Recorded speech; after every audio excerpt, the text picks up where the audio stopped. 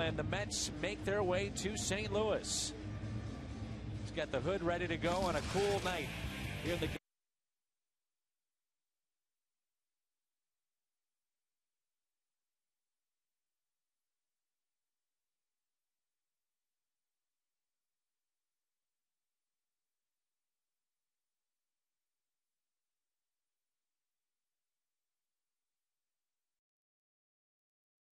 a look at Tony La Russa, who will send Todd Wellemeyer to the mound tonight.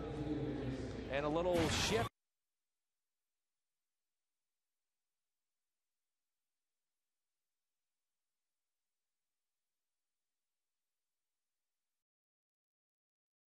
Open now, the fact that he has changed up his delivery towards the plate. Well, in game one of the season, and it was a horrific start for him. He allowed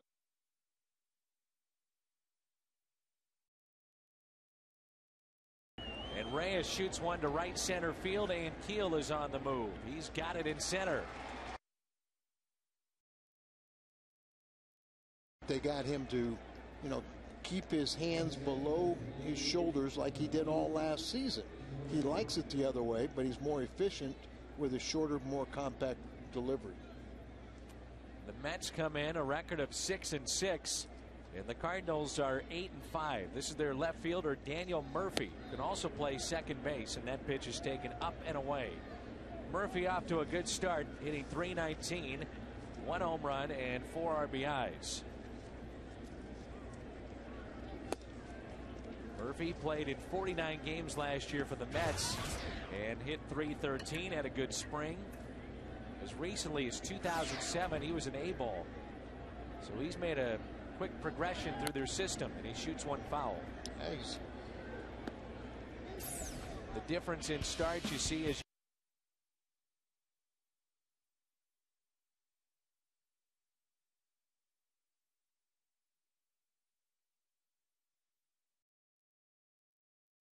down. Much of that done because of the first start. 12 hits he allowed in 5.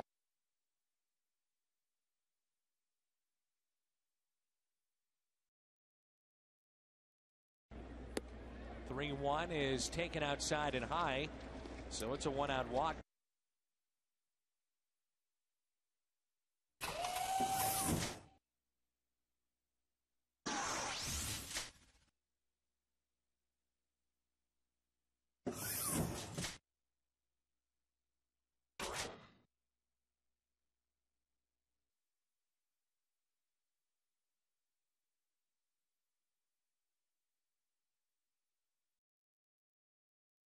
Down because of the trade. Blaine Boyer is to the Cardinals from Atlanta, and the Brian Barton trade.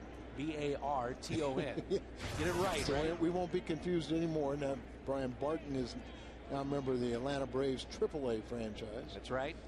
And Barton, who's been the very hot-hitting right-handed third baseman, is not starting this game. There's David Wright. Go behind, they got him. Yes!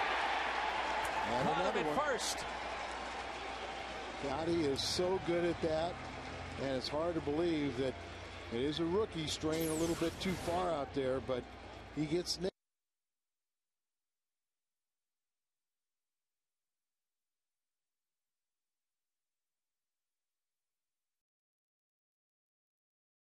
Too, right on the side of the head with the tag from Albert Pujols. That's tapped foul. That is such a timing play between Yachty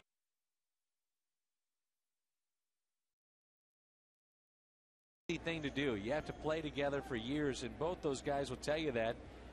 And they'll both tell you there's really not a signal between the two. It's just kind of a feel between each other that they know to throw down to first. But you can see Yachty, before pitches are made, he's looking at Pujols. Pujols is receptive to it. He knows what he's thinking, and that guy gets too big of a lead, he gets nailed.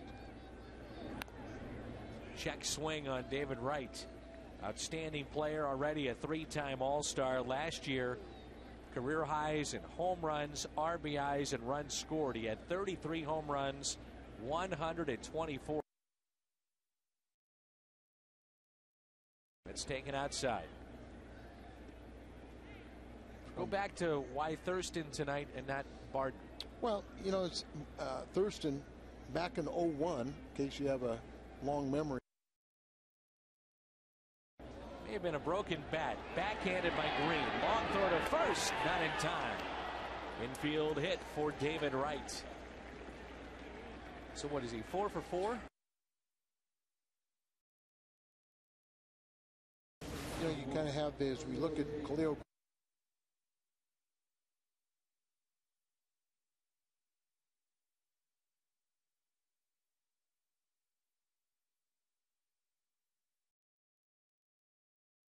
To get something behind the throw. The big shift. Carrying an extra pitcher. You like to have a couple right-handed bats for later on in the game in case they go to some of their lefties in the pen. Carlos Delgado got off to a very slow start a season ago and then finished up strong. No better this year, though. Batting over 300. And how about now, Delgado and Sheffield, 500 home run teammates. Delgado is 4 for 7 against Todd Wellemeyer. This is popped up left side and out of play. Couple of doubles for Delgado. As far as Puerto Rican born players, he leads in home runs and RBIs. Just a tremendous career. He's closing in on Willie Stargell and Stan Musial in the home run department. For Sheffield, just picked up number 500. They pitch him inside. It's the first time.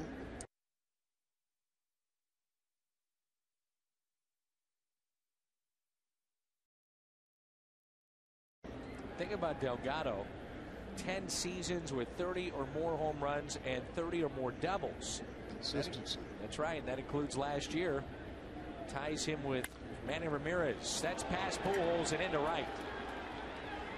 David Wright is on his way to third, and it's first and third with 2 outs.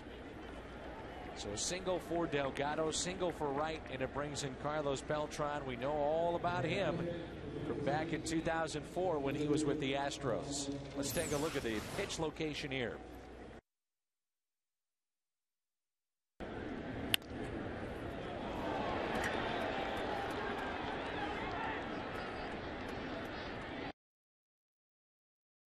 But there's 2 outs, and that's what you concentrate on. Carlos Beltran is 1 for 8 against Wellemeyer. First pitch right down the middle, a fastball. He challenged him at 92 miles an hour.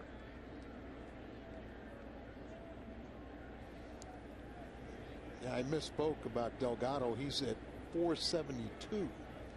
But home runs, they aren't teammates. Manny Ramirez and Sheffield.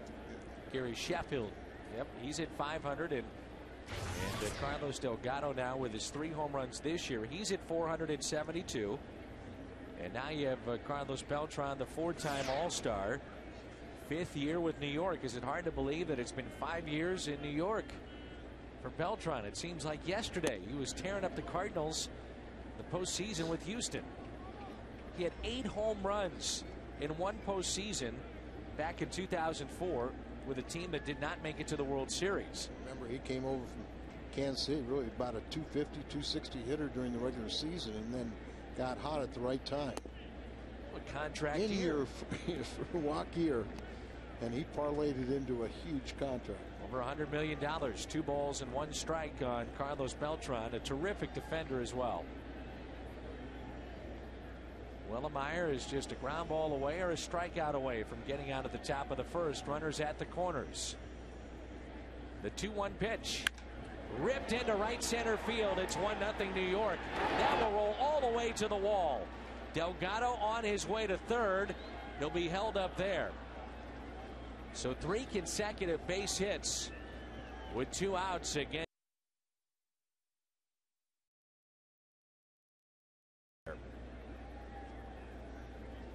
The second base hit for Beltran against Todd Wellemeyer.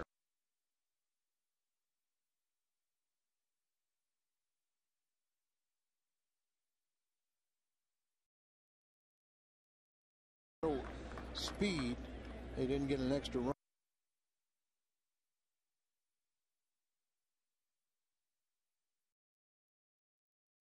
Base percentage here in the first couple of weeks and hitting .378 overall, and that's Ryan Church. No home runs, 2 RBIs. Runners at second and third and 2 outs. 3 hits now in the inning with 2 outs against Wellemeyer. Wellemeyer taking his time now, working slowly. First pitch on the inside corner for a strike.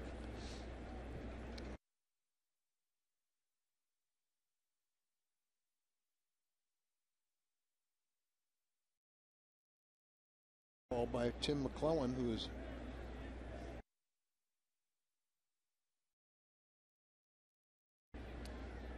here's the 0-1 pitch. Little check swing, 0-2. Tim McClellan out of Des Moines, Iowa.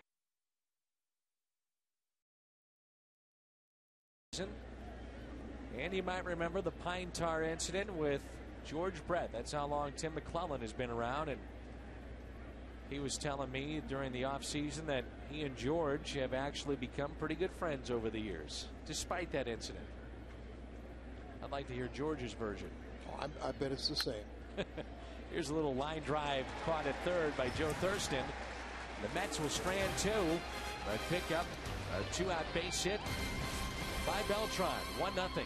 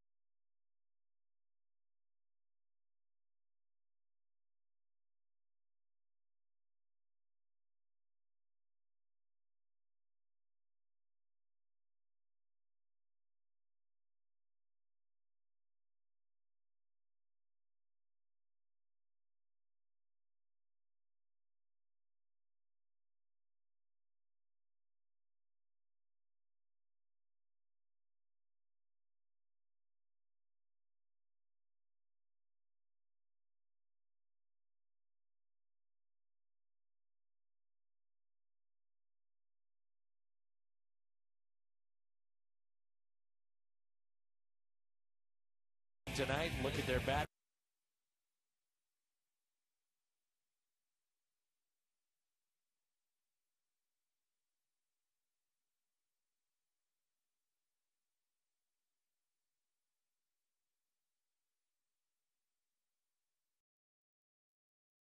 Lefty re-signed by the Mets, and he has a record of 1-1 with an ERA that's close to 8. He had a horrible first start, got better in his next one, and a lot of times with Perez, you just don't have the consistency.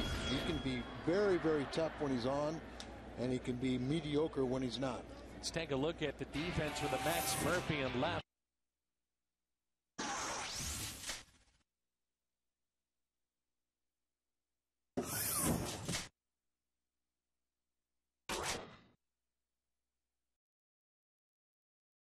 Takes a pitch. He does on the inside corner for ball 1. Brendan Ryan, the second baseman, is 1 for 2 against the lefty Perez. On the season, hitting .267, no home runs, 1 driven in.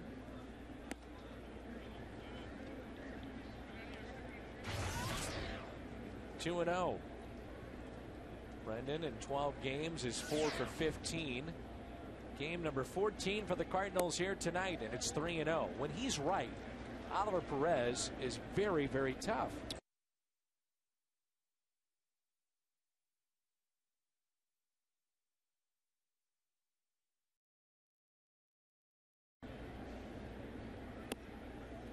And 4 straight and a leadoff walk for the Cardinals.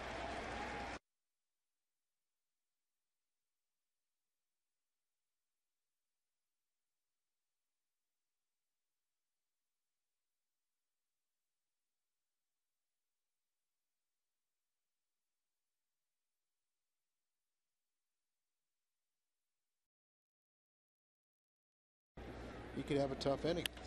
Tough. He's been very tough on left-handed batters. And look at Rick, the mustache, and gone is the beard.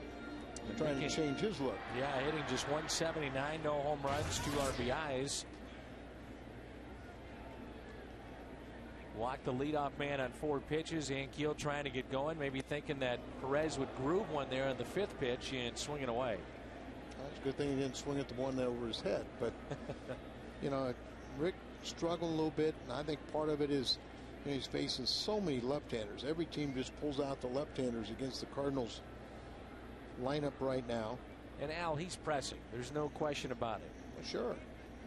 Watching him, he's just pressing. You look up and you see you're batting 179. He had a tough road trip, and you just, you know, I mean, you want to see better numbers, and they will come with time. We know he can pull the ball, and you see Delgado holding it first with the runner Ryan there. So bigger gap towards that right side on the infield. Ankiel pops it up into shallow left. Daniel Murphy coming in under it with 2 hands. And it brings in Pujols. Perez.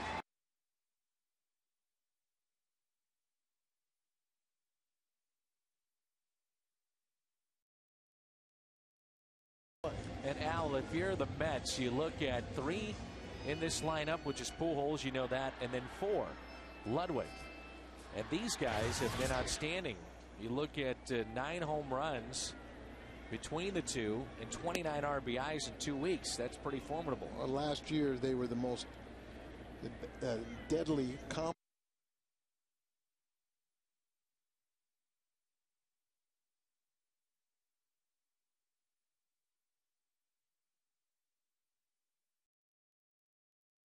Hit over 300 and won his second MVP award.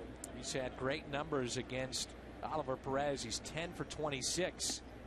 And takes that pitch outside. He has 3 doubles, a triple against Perez, and 3 home runs. So very good numbers against this lefty. 2 balls, no strikes. He used to wear the Pirate uniform. That explains it. You're right.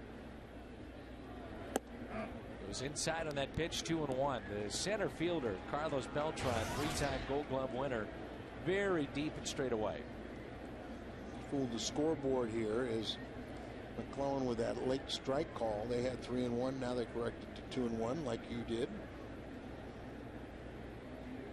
He can't fool me till about the 6th. I know that's 3-1.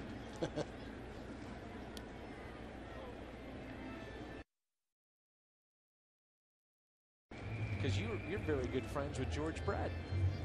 Have you talked to George about it? What's there to talk about? He just went insane. Well, then you can relate. And Pujols gets underneath this one. A high fly ball out to left. Good pitch there by Perez.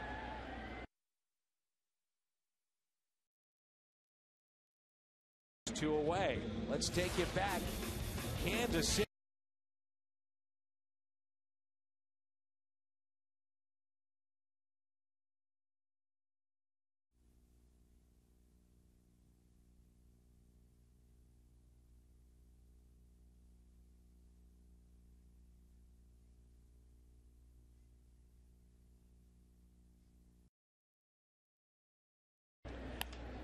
Here's Ryan Ludwig out to left center field and playing deep. Beltran, he's there in front of the track and makes the catch. Cardinals strand Brendan Ryan at first. We played an inning. George Brett.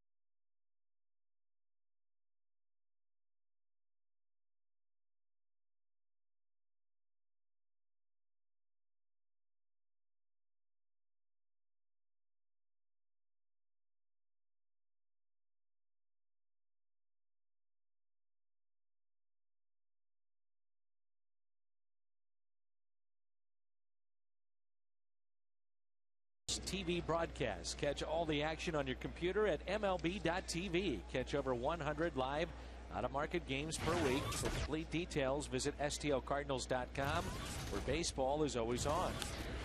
First pitch popped up by the catcher Castro. 7, 8, and 9 for the Mets, as Todd Wellemeyer got the first two. In the first inning, it was a fly out by Reyes. Then Daniel Murphy reached with a walk. He was picked up by Molina at first, and then 3 consecutive base hits. Mets have taken a 1-0 lead. What's going through his mind right now? That's Dave Duncan watching intently. 1 ball, 1 strike. Well, the one thing that Dave knows, and that his pitchers, starting pitchers, have to be a little more efficient. Part of it's overexposing the pin. Here's a ground ball, and that's pulled foul. Let's take a look at the X.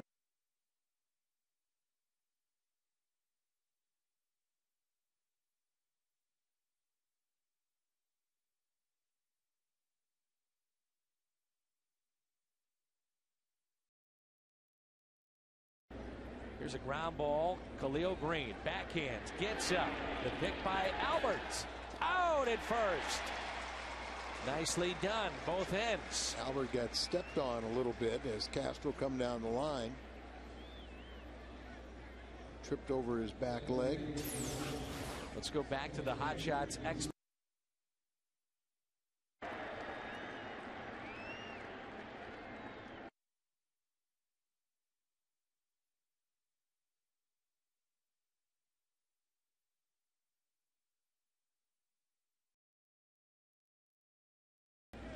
Snyder, by the way, their #1 catcher, is on the disabled list with a strained back. And congratulations to the Snyder. They had birth of their second child. A little baby boy was born yesterday in West Palm Beach, Florida. Kalen Duncan Schneider. Pitches to the backstop. 1 ball, 1 strike. This is Luis Castillo, switch hitter, second baseman. Great speed, off to a good start, hitting .389 with 4 RBIs. He's in the 8th spot in the lineup now for the New York Mets. A lot of times you'll see Reyes and then Castillo in years past, but not now. Yeah, kind of a double leadoff man, and this guy has been outstanding. When he's healthy, he's a real threat to run. And he pulls it past Pujols, and watch him run. Steps on the bag at first, on his way to second, and he's digging for 3. The throw is cut off by Green, and he can fly. It's a triple for Castillo. He's hit over 500 in his last 6 games, including tonight. And Pujols was near the bag here at first base.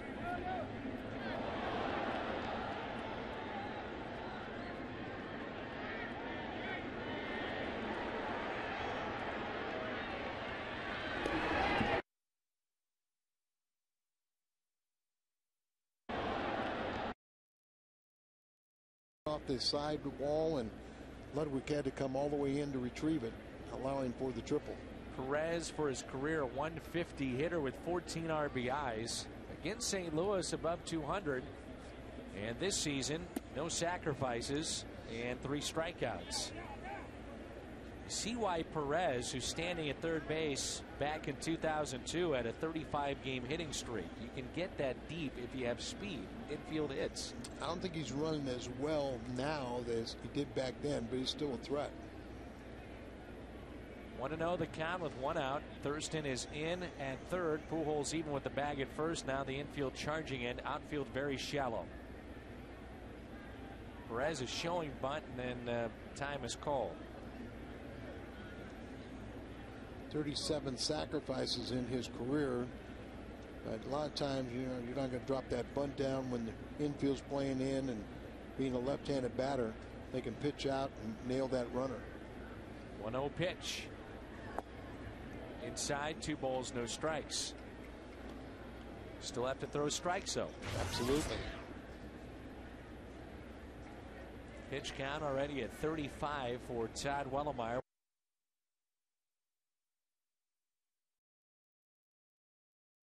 Beltran, and that's low. This crowd a little bit restless now. 3-0.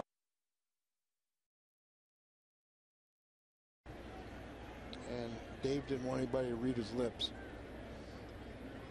Spun around, no camera caught him. The 3-0 pitch, a little bit low, and he walks the pitcher on 4.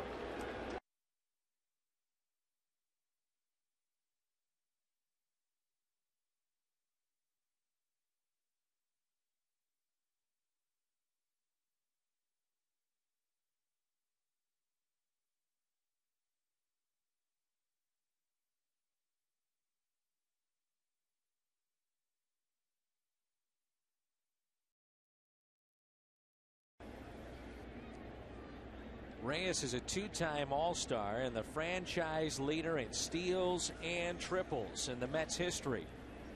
A season ago, he had 297.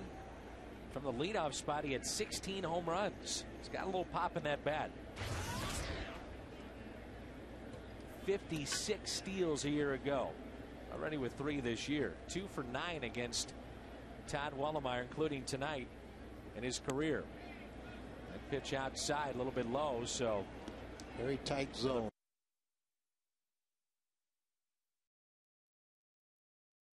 In off the plate or away, it's just a postage stamp strike zone.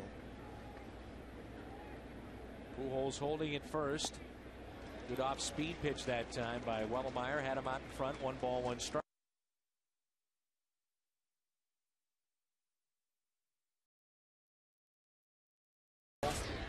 The thing to consider, and you see what runners in scoring position, a 292 hitter. You've got very good speed over there at third, so anything on the ground, he's coming home. The Mets, if you look at what's happening with their team and why they're 6-6, their bullpen has been great, but their starting rotation has struggled, and they have also struggled with runners in scoring position this year as a team, only hitting .236. This is one of the better teams in the National League. Line drive left field, that drops in for a base hit. 2-0 Mets. Reyes with the RBI.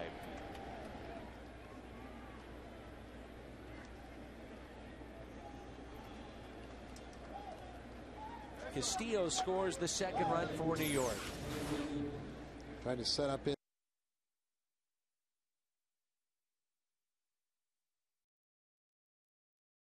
But effective. Here's Daniel Murphy.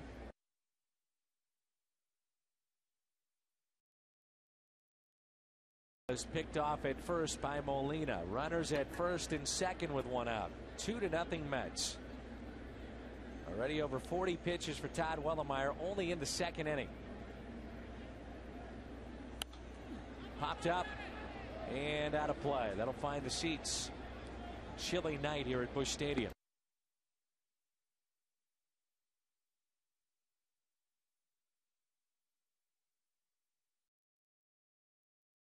Into the 80s and 80 degrees this weekend. Huh? So how was your weekend, Al? We had the Saturday, Sunday, and Monday off. Went down to Fayetteville, Arkansas, and visited my mother, and on the way back, I finally stopped by Cedar Lodge, Big Cedar Lodge. The place looks awesome. 1 pitch, check swing and a strike. I know a lot of our Cardinal fans have remarked about that when we get a chance to along the caravan to visit with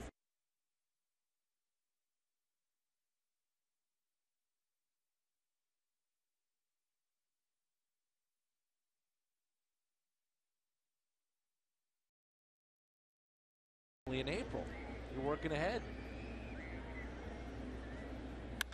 Here's a line drive left center field, and Duncan is over to make the catch.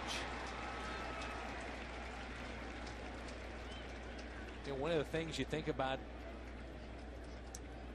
is the new signage around the ballpark. There's Greensfelder. That's one of the top law firms in the country, not only in St. Louis, but Greensfelder, one of the top law firms in the country, and that's their building beyond the left center field wall out there. See, I'm a model citizen, so I wouldn't need to know where all the law firms are.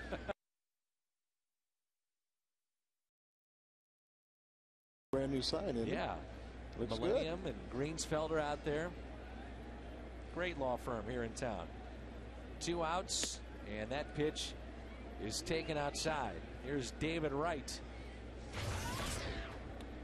You come down, you can see that Greensfelder sign from the highway. By the old courthouse. Perfectly placed. Yeah. David Wright, outstanding player.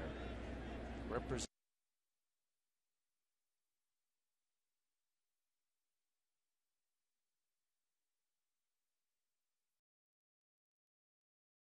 Looks at a strike. 1 ball, 1 strike. Yes.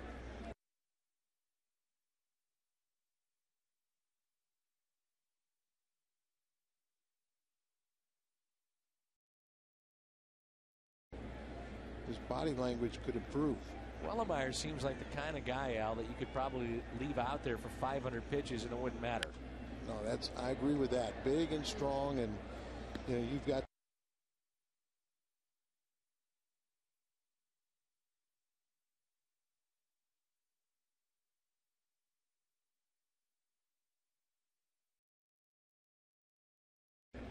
hopefully can become more efficient. Well, you talked about it a little bit ago. The fact is the starters have to get deeper into games and take some of the burden off the bullpen.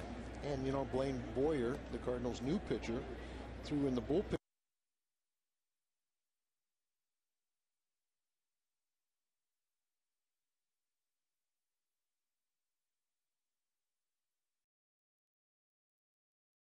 Project for Dave Duncan. 2-2 pitch to Wright with 2 on, 2 outs. And he got him. Wright knew it. Fooled him with that pitch. And the first strikeout for Todd Wellemeyer. 2-0 Mets.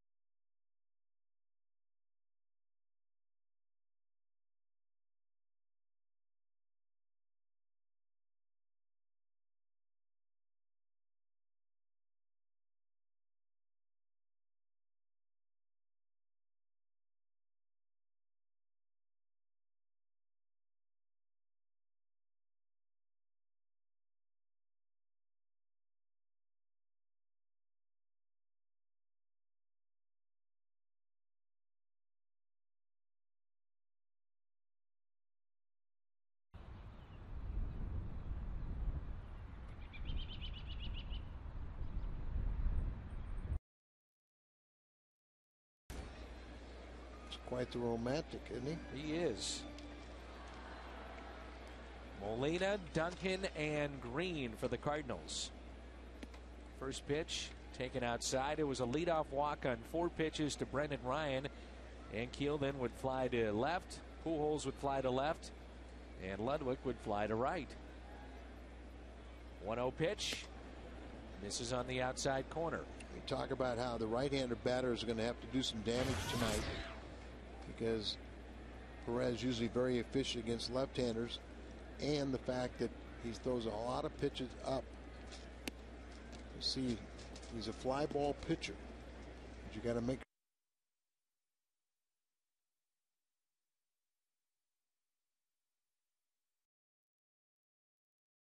St. Louis, Allen, you were broadcasting at the time. You think about the Mets and the Cardinals in the 80s and the great back and forth.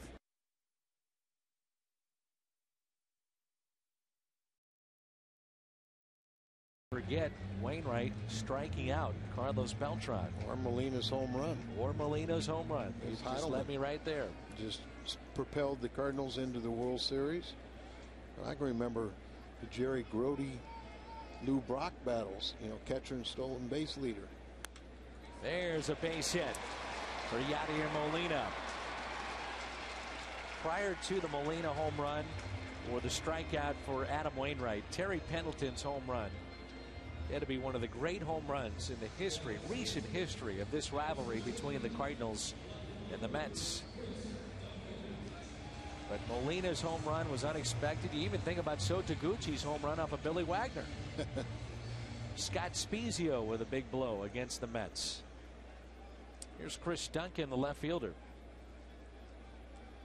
Duncan hitting .381, and that's taken low and outside. Chris with a 12-game hitting streak. He's hit in every game he's started this year. The last 3 years, the Mets, you talk about heartache. They've been eliminated on the final day with a loss at Shea. 2006, the Cardinals winning in the NLCS. And then the last 2 years, the Marlins in the regular season at Shea. Yeah, just disappointing when you don't go further in the playoffs. But when you get eliminated and don't make the playoffs with their payroll. They have Citi Field now, brand new field, and a brand new Yankee Stadium, which apparently the wind studies, well, they didn't do enough because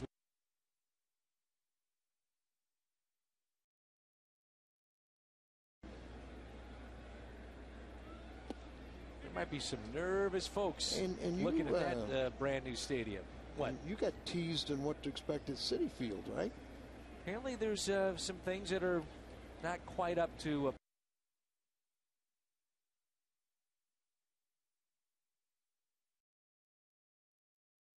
and you were told it was a fair ballpark and said wait and see. That's right.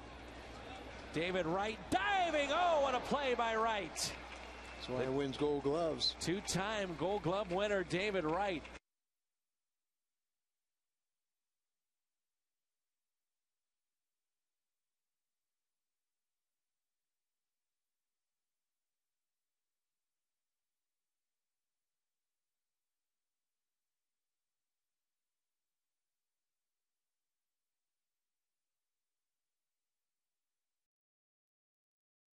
Camera.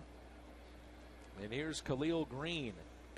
We haven't talked a lot about Khalil Green, but you know, here's a guy that was drafted by the Padres out of Clemson. And if you go back and look at some of the numbers in his 4-year career at Clemson, just an unbelievable player college. Of the year, wasn't he? Yeah, he was Gold Spikes Award winner.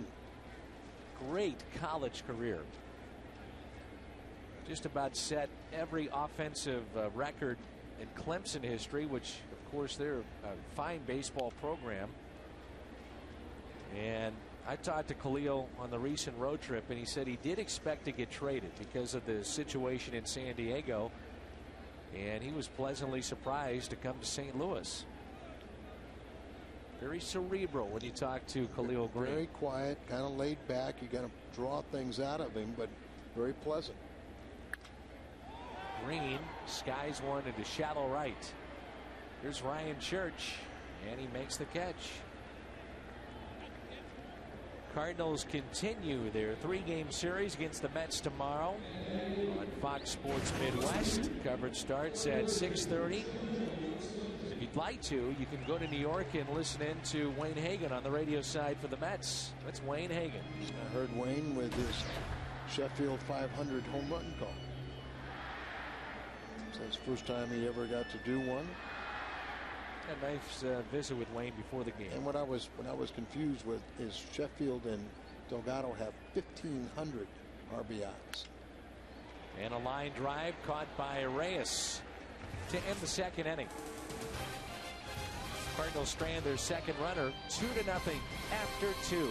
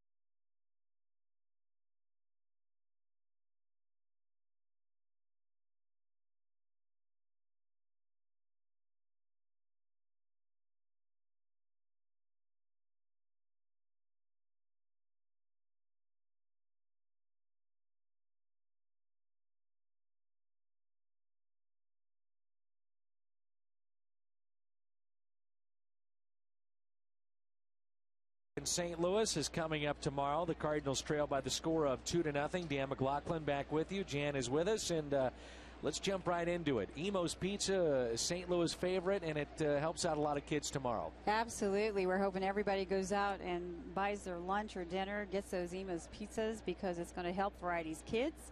This is Variety Week, and all of the Emo's Pizza stores are going to be giving 10% of everything that comes in to Variety's kids. We're very excited about that. All right, Carlos Delgado leads it off for the Mets. It's 2-0 New York, and this is the 12th year for the Emo's for Kids Day. And tomorrow, anyone again who purchases anytime at any Emo's, 10% of the proceeds will go to Variety. And I know that's something that really stands out for you folks. This is a huge day for you guys. It's really huge, and it's that one special day, and we're just hoping people just eat a lot of Emo's Pizza. Even buy the certificates, because that counts as well. I mean, you can, eat for a whole.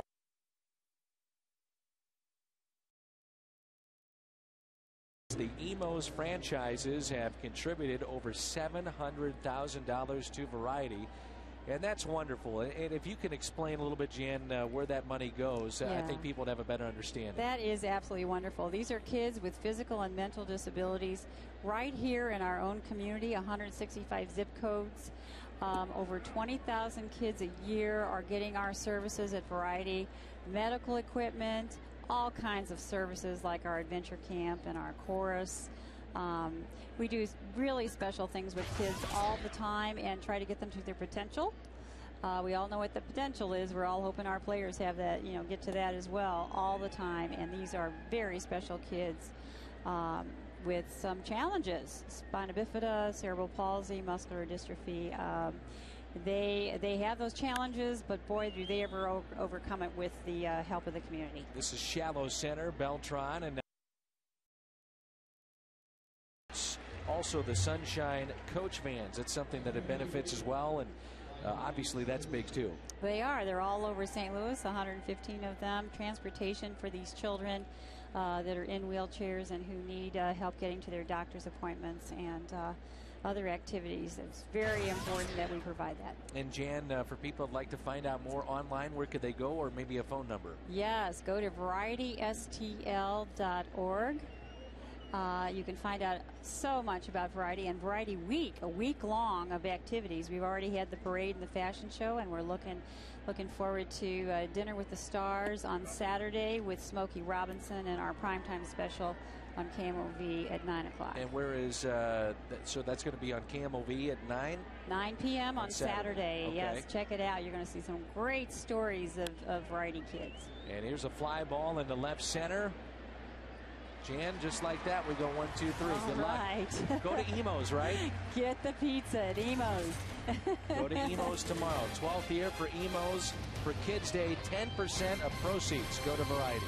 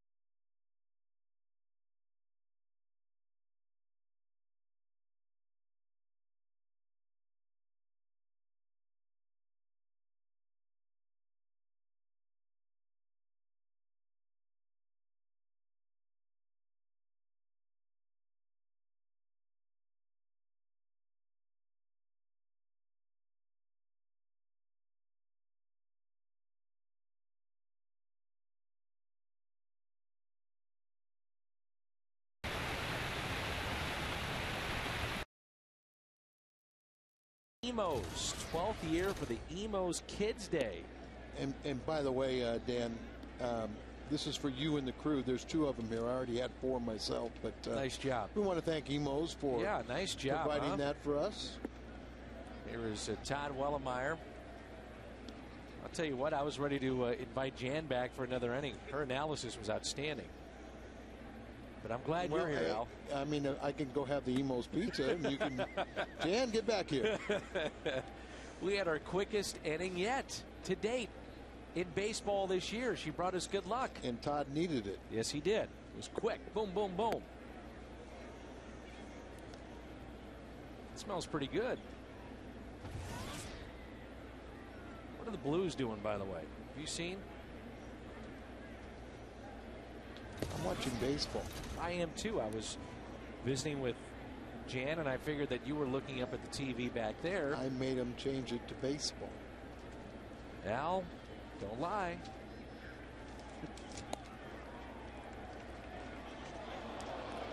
Wellemeyer doesn't like the call, and he strikes out. Remember, he walked Perez. I told you wasn't happy with home plate umpire Tim McClellan, the crew But chief. if you're the pitcher up there, you can't really say too much. You got to be very careful. You know what you can say? I can accept it if you give me that same pitch. But that's about what. That's all you can say. That's it. Here's Brendan Ryan. First pitch is a strike. Of course, we mean by staying in the game. Right, exactly. You got to stay in the game, but you want your message to be heard. You have to make a point. And Brendan pops it up foul behind home plate. So Wellemeyer is the first strikeout victim for Oliver Perez. There's one away and an 0-2 count on Brendan.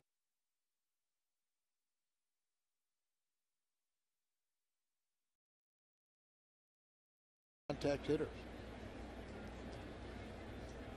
Set up inside the 0-2. Popped up. And on the outfield grass, Castillo, former.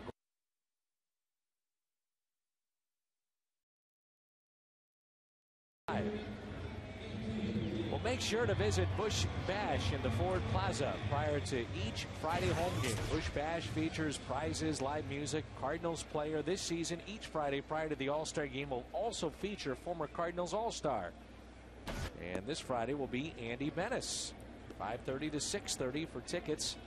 Please visit STLCardinals.com. Get your autograph and picture with Andy Benes.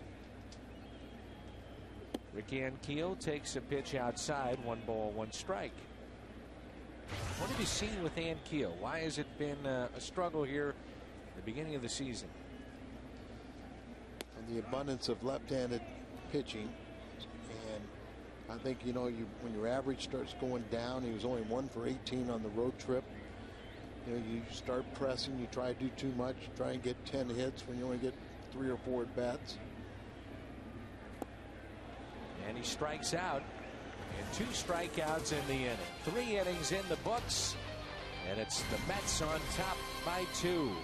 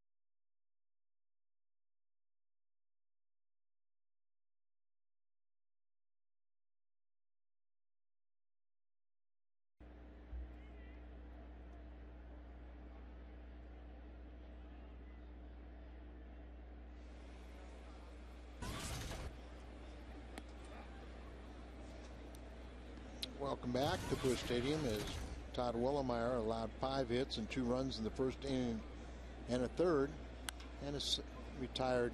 It should be 6 in a row, Dan. Here's Green over to Pujols, and Ramon Castro is.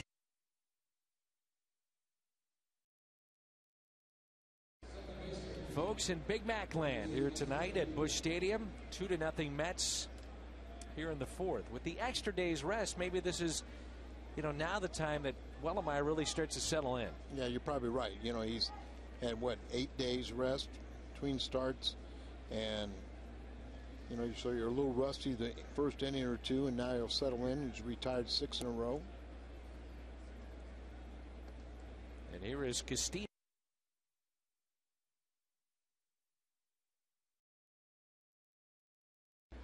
He dealt with a strained hip flexor, the dreaded strained hip flexor, and he hit .245. See, over 400 this season. Thurston, the third baseman, pulled in on the grass. With his speed, though, this is what he can do. You see almost a running start out of the box. He's a switch hitter, but when he hits from this side of the plate, third baseman is in. All kinds of lanes open up on the opposite side. Yeah, slap hitter, and just almost the extension of his arms is the bat. And running, there's a good example. Yeah.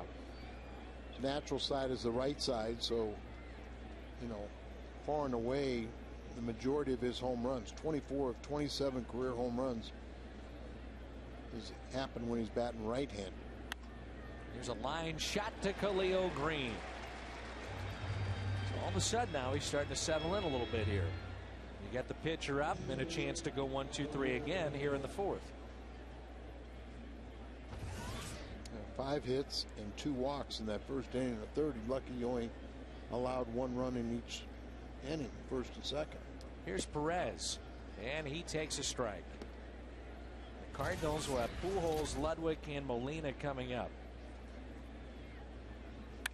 Here's a ground ball. Green under his glove and into center. And a base hit. So Oliver Perez is on base for the second time.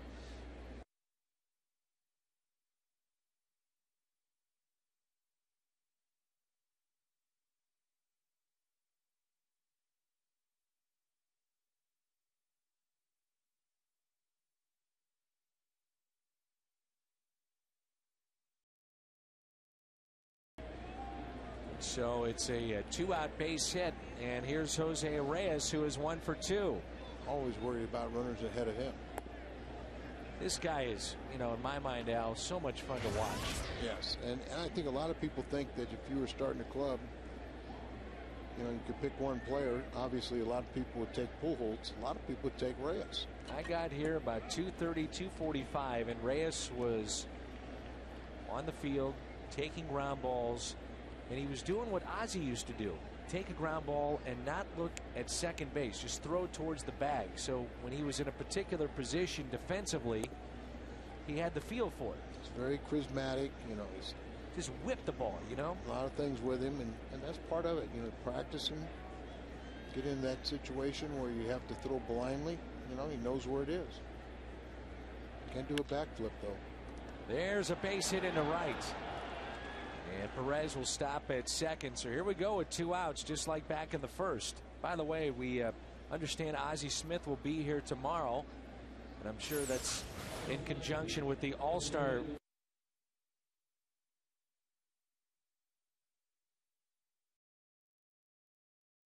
Of course, that may be news. So get ready for it. 2 on, and here's Daniel Murphy. Remember, he was picked off by Molina. It was the 26th person that Molina has picked off. That to me is unbelievable. I mean, how do you not know that this guy is going to try to do it? Yeah, well, and those numbers rank up there with guys that had extended, major league careers. So with the video and the scouting reports, the question is, how does that happen? Is it a little bit of Pujols? Is it a little bit because he's got a great arm? I guess you the element of surprise. You blame it on the former Cardinal #1 draft pick Luis Alicea, who's the first base coach. That's right. There he is over there. But I mean, to me, that's just hard to believe. Yes. Well, Murphy believes it now. This is into shallow left, but a foul ball. There he is out of Florida State. Here's the other question. I would be curious, out of those guys who've gotten picked off, how many have had a runner in front of them? A lot of times he'll throw behind that runner at first with a guy at second. You wonder, false security, where the runner at first is going. But he is terrific at that. You get that opportunity now. And that's why I bring it up. Pujols is way back. He is near the outfield grass at first, and this pitch is hit into right field, and Perez will score to make it 3-0. Ludwig has to hurry up with Reyes scooting towards third. 3-0 Mets here in the fourth. And again, with 2 outs, it's the base hits, 3 consecutive, just like back in the first. And slider, instead of being backdoored or further in, just is down in the middle of the plate, and a left-hander's dream. He had hoped that the pitcher, Perez, was going to slow up and keep Reyes from going to third base or something, but he scores on Murphy's 5th RBI. What's interesting here is now you have David Wright up. Singleton scored in the first, back in the second. He was caught looking. He knew it was a called third strike, didn't argue, just walked right away. the kind of adjustments that he makes in a game, being an all-star player and one of the best in baseball. It was the slider that got him looking for the strikeout. Start him out inside, pitch away. David Wright is a outstanding talent with both the glove and the bat. And as you mentioned, the poster child in many ways of the Mets. Here's the 0-1 pitch. Todd Wellemeyer missed in. He's now approaching 80 pitches on the night.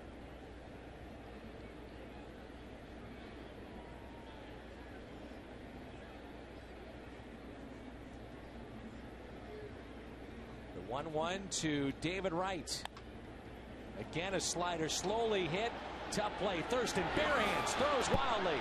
A run scores. Pujols after it. Here comes another run. A throw to the plate. Molina with the tag, and they got him. A run will score, though. It'll be a base hit for David Wright, and an error on Thurston. And a good strong throw from Pujols as Molina was just waiting. Finally, his man came through.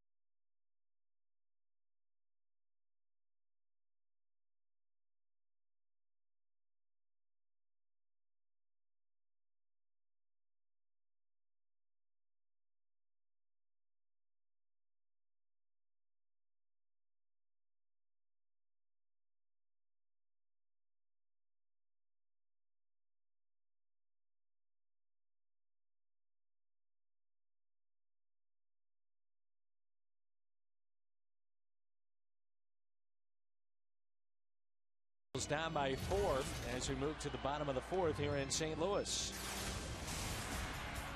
Stuck in the middle, 3, 4, and 5 this season for the Cardinals. Very, very impressive. And the Cardinals have 3, 4, and 5 due up in this inning with Pujols, Ludwig, and Molina. Pujols flied to left on a 3-1 pitch, his first time up. Here's a 1-0 from Perez. A little bit low, 2 balls, no strikes. Our production and RBIs are good. The average will be back over 300. Tried to say when you are open, when we showed 5 Cardinals better than 300, and Albert wasn't one of them. Tony always says he bats the pitcher 8 when a team has trouble scoring runs. Not even close. And the second walk in this ball game. Our Schnooks at this date in baseball history. Pujols. Our young Albert looks like there. But yet, that's at the New Busch Stadium. 2006. One career hit number 1,000. And it also was a home run, which was career number 212. And remember, in 2006, where would the Cardinals be without that first month and a half from Albert Pujols? Probably not in the postseason. Carried the club. Yes, he did. And where would the Cardinals be without Ludwig a year ago, and what he's done this year so far with 5 home runs, 15 RBIs. eyes. First time up, he flying to deep center. The ball is just jumping off his bat. Watching him in BP today, Al, and in my opinion, he had probably, you look at what, 3, 4, 5 different guys, and you're always expecting those players to have a BP that stands out more so than others. And he was one of them. BP has really changed. It used to be some of your backup guys used to go up there and try to do home run derby. And he strikes out here. Where a lot of your position players would work on technique and try to get their batting eye, hit down on the ball, hit to the opposite field. Right. But now it's a show within inside the show. Here's Molina, singled his first time up and got the Cardinals' first base hit of the night. First and only hit of the night.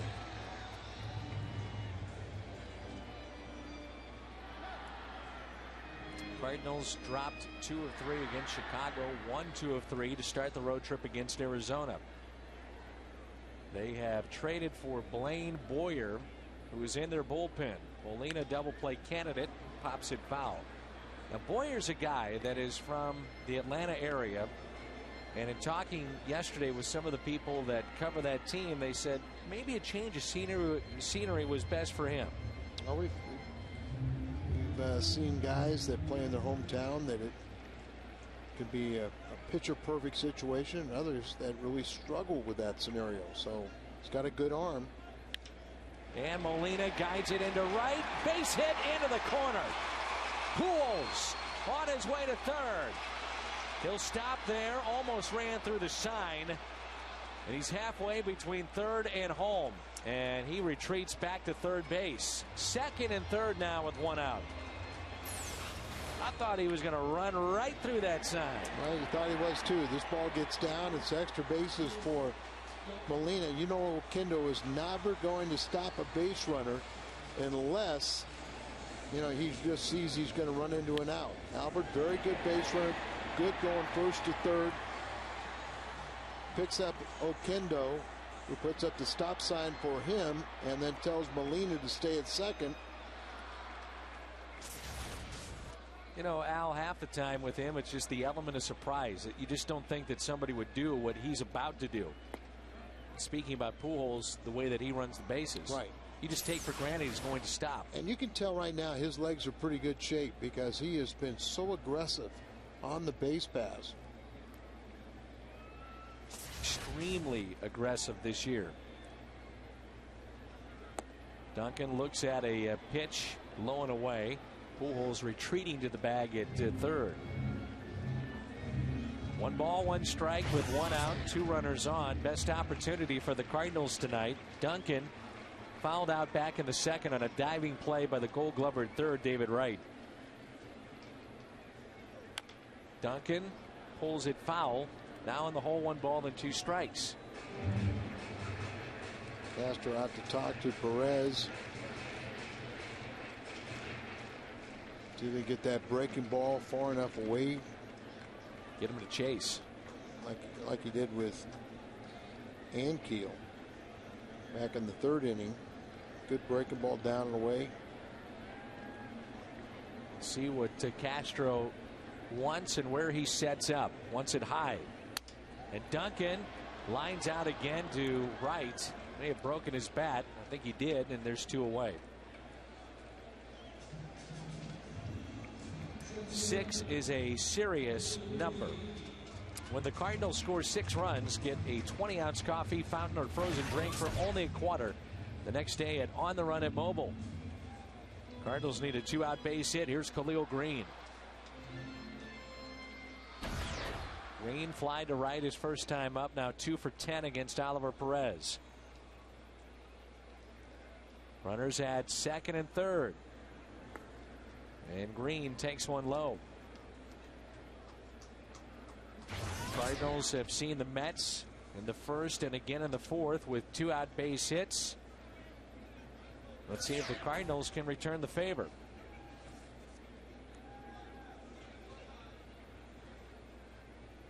Green homered over the weekend in Chicago on a high pitch. That's low. 2 balls, no strikes.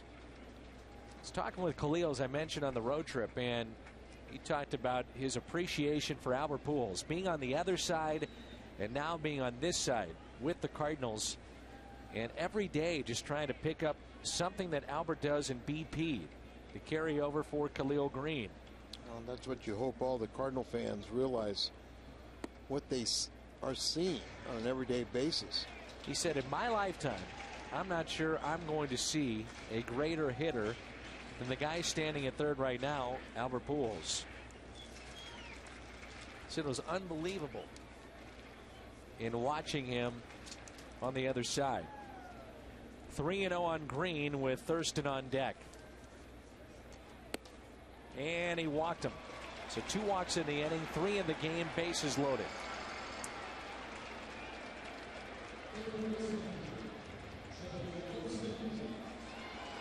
Sometimes you'll hear Pujols talk about the same way Todd Helton of the Colorado Rockies. Well, let's see. Tony usually comes up with a gem when he makes a little bit of an unusual spot in the order. You know, instead of playing the right hand and hitting Barton against Oliver Perez, see if his hunch is right with Thurston. Key spot in this game. Big spot in this game here in the 4th, and Thurston on the first pitch may have chased a ball inside. It's up. It looks so good. You have a tendency to swing at it, but it's a little bit further in than what ideally you would like. Joe, his first time up, lined out to short. Remember, he's got 4 doubles on the young year. He'd like to pull one down into the right field corner. Bad news down the street, 2-0 Vancouver in the second period over the Blues. Blues trailing 3-0. I worked that last Blues game on Sunday night. You should have seen the atmosphere. Outstanding. I mean, what, 19,000 there? Oh, yeah. Another sellout. The They've had been in every game, too. Yes, they have. They've had, I don't know, 30 or 31 sellouts this year. That's great. It's good to see.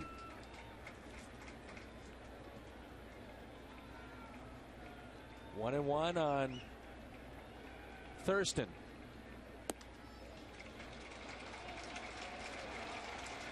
Two balls, one strike. The best in the business, Joe Buck, wearing his Blues cap on Pardon the Interruption the other day. Interviewed by the great Tony Kornheiser. He's Michael Wilbon. He's a Blues fan, season ticket holder, isn't he? That's right. Well, that's right down the middle. 2-2. I said I know he's a fan, and I'm sure fan. He's a season ticket holder. 2 balls, 2 strikes. Bases loaded on Thurston. I'm not sure where the game of the week is this weekend. Maybe right here, huh? One guess might be New York. Bet I can't go wrong. Outside, 3-2. Well, that's the last thing that Perez wanted to do. Running into a running count. Merry-go-round play. The bases loaded, 2 outs. Molina out there at second base. He can be an umpire, and if he sees Thurston start to swing, he can just take off on the 3-2 pitch, 2 outs.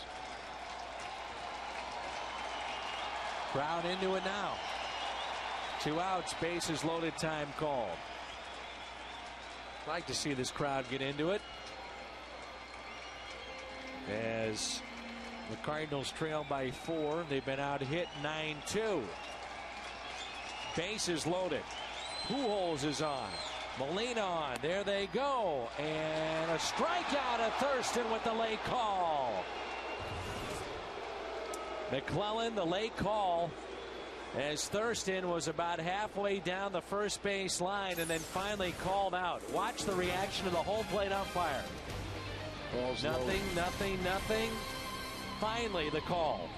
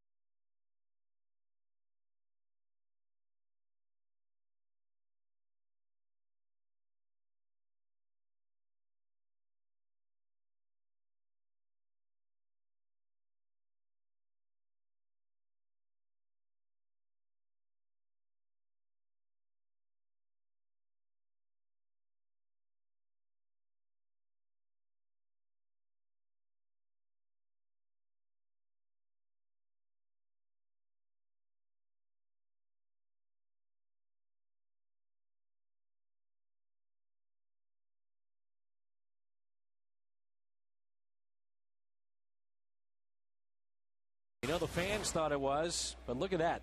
At the knees. That's where it goes across the plate. Yeah, you look at that replay. We got to give McClellan the benefit of the doubt. Just too close. The only thing you can say is, you know, particularly early in this game, he was not calling the low strike. But he has been more consistent with it lately. Trivia time. Let's take a look. Aflac trivia question. At his current pace, when would Albert Pujols hit his 500th home run? Of course, we've seen Gary Sheffield recently do it for the Mets. September of 2012 in his 12th Major League season. Remarkable career that Pujols has put together.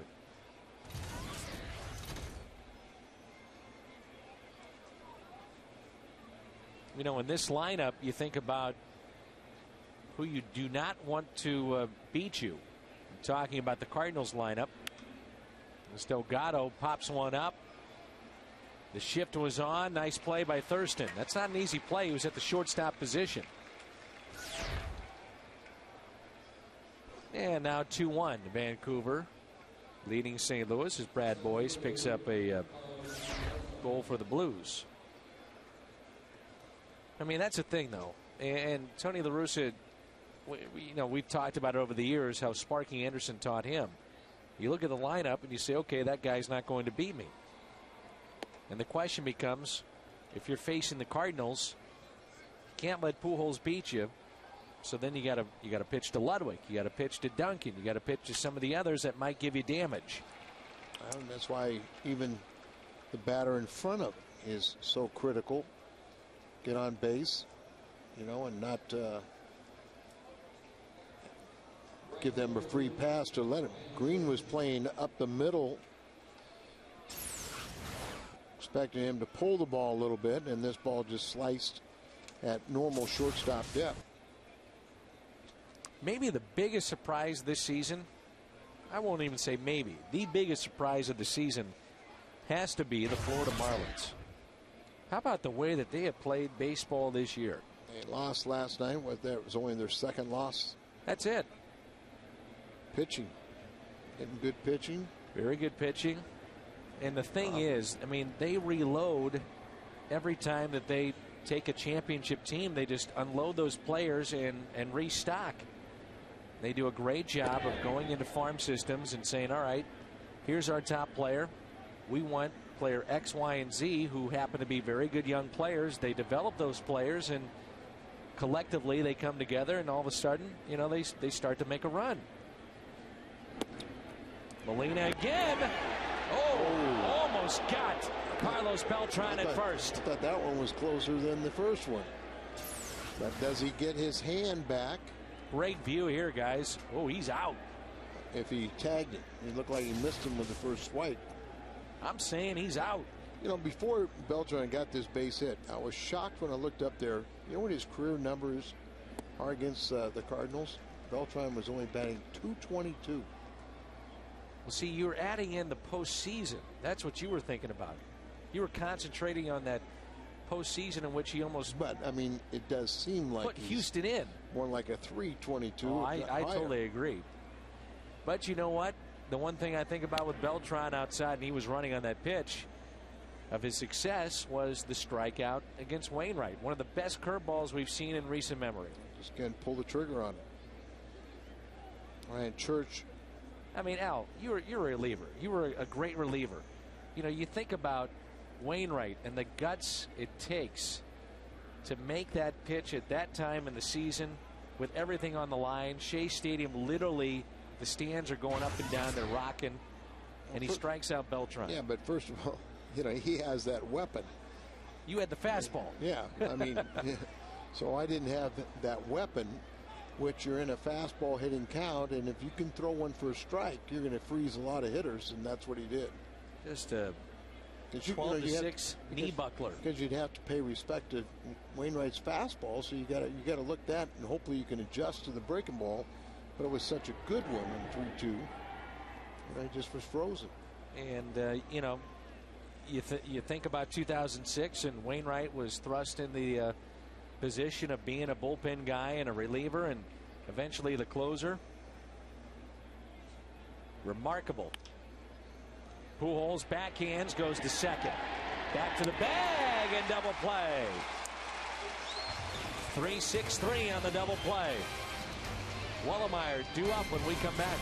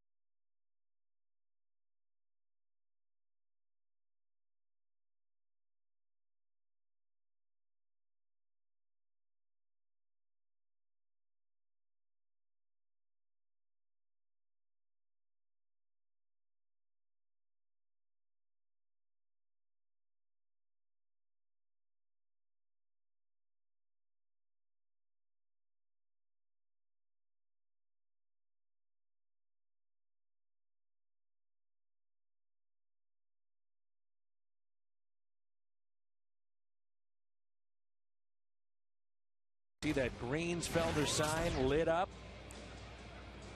Brand new signage near the ballpark here in downtown St. Louis. The Career Fair. If you're a recent college graduate or looking for a career change, join us for the 3rd annual Career Fair at Busch Stadium Tuesday, May 5th. Wellemeyer fouls it back.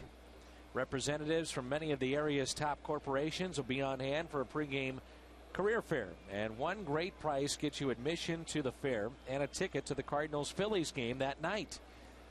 345-9500. Wellemeyer with a base hit up the middle. By the way, I believe, and correct me if I'm wrong, I think we only see the Phillies twice at home this year. Well, I saw that. Where am I right about that? Unless there is a later series here, but it's a 2-game set in our next homestand. Means Ryan Howard only one time through, and the world champions. May 4th and 5th. And good seats are still available. Yeah, a 4-game homestand. And Pittsburgh comes in for the 6th and 7th. Here's Brendan Ryan. And a quick glance, and that's right. Brendan Ryan on the first pitch, flies out to center. Beltran is there. We talk so much about Beltran and his offense against the Cardinals. We're talking about a 3-time Gold Glover out there in center field, and Al, he is as smooth as they come. Just kind of glides to the ball. It looks like he's effortless. And this is the guy we got to get going. In the final 17 games for the Mets last year, Jerry Manuel went to his bullpen 69 times. David Perron moved to the top line for the Blues, and it's tied up 2-2 in the second period. But how about that? 69 times in 17 games. The final 17 for the Mets, Jerry Manuel went to the bullpen. And that's why they did a complete overhaul of their bullpen. And, hey, they brought in K-Rod, they brought in Putz, a lot of guys. Well, Billy Wagner had the Tommy John surgery, so they need closer, and they got 2 of them. And Keel, left center field, base hit. An aggressive Wellemeyer on his way to third. He's in there, and Ankiel is safe at second. Like to see that. Who says a pitcher can't run the bases? But slicing out there to the left fielder, and Daniel Murphy slipped down. And that's what allowed Wellemeyer to get into third base.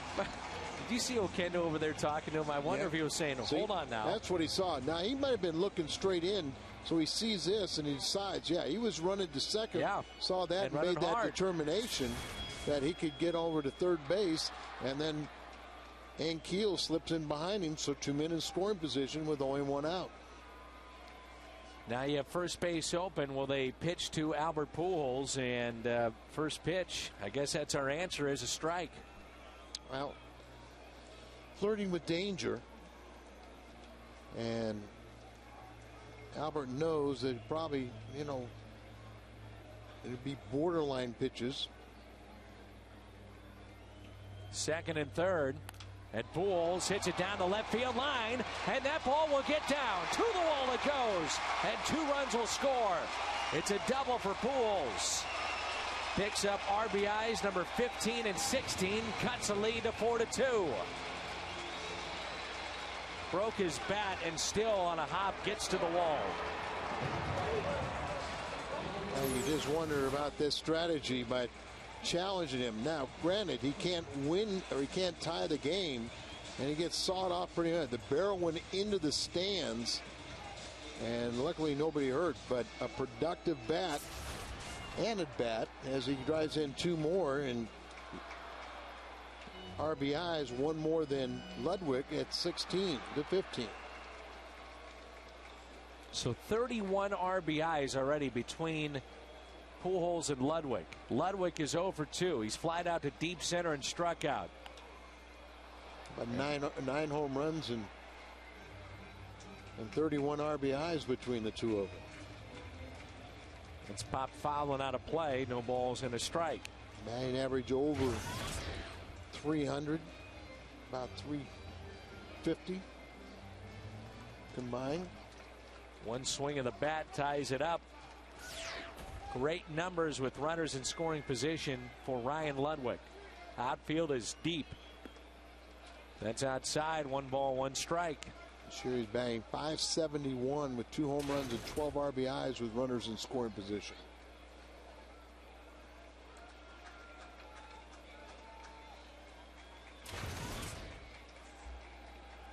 You see the pitch count. That's outside. 2-1. Molina is 2 for 2 on deck. And Al, you're exactly right. With first base open, you have to question why you pitch to Pujols. Well, or if you do, you got to pitch very carefully. Yeah, you know, I mean, they went inside with that second delivery after he got ahead 0-1 with a strike. Check on Albert. You know that he'll be aggressive on anything that gets down. And already now, bullpen is up and throwing. Stokes and Fossum. Fossum, the left-hander. Here's a 2-1 pitch to Ludwig. Popped up. Will it get out of play? No, it will not. Delgado knows all about Albert Pujols. Quickly back into the infield, and there's 2 outs. Well, Molina is 2 for 2. He has singled and also doubled tonight. 2 for 2. Maybe we'll see a natural cycle. Be the triple. So Molina now is 7 for 18 against this lefty. And it does happen. I'm sure one of the things they're saying is, wait a minute here. You do have first base open. You know the numbers against you. You've got Duncan on deck, who we've seen line out weakly to third twice. Would you rather deal with Duncan or Molina here? Well, I mean, it's one of those situations where you try to get the hitter out, but you make Molina expand to the zone and get himself out. Just don't want to just walk everybody. Now, Molina has a good batting eye, rarely strikes out. He has walked 3.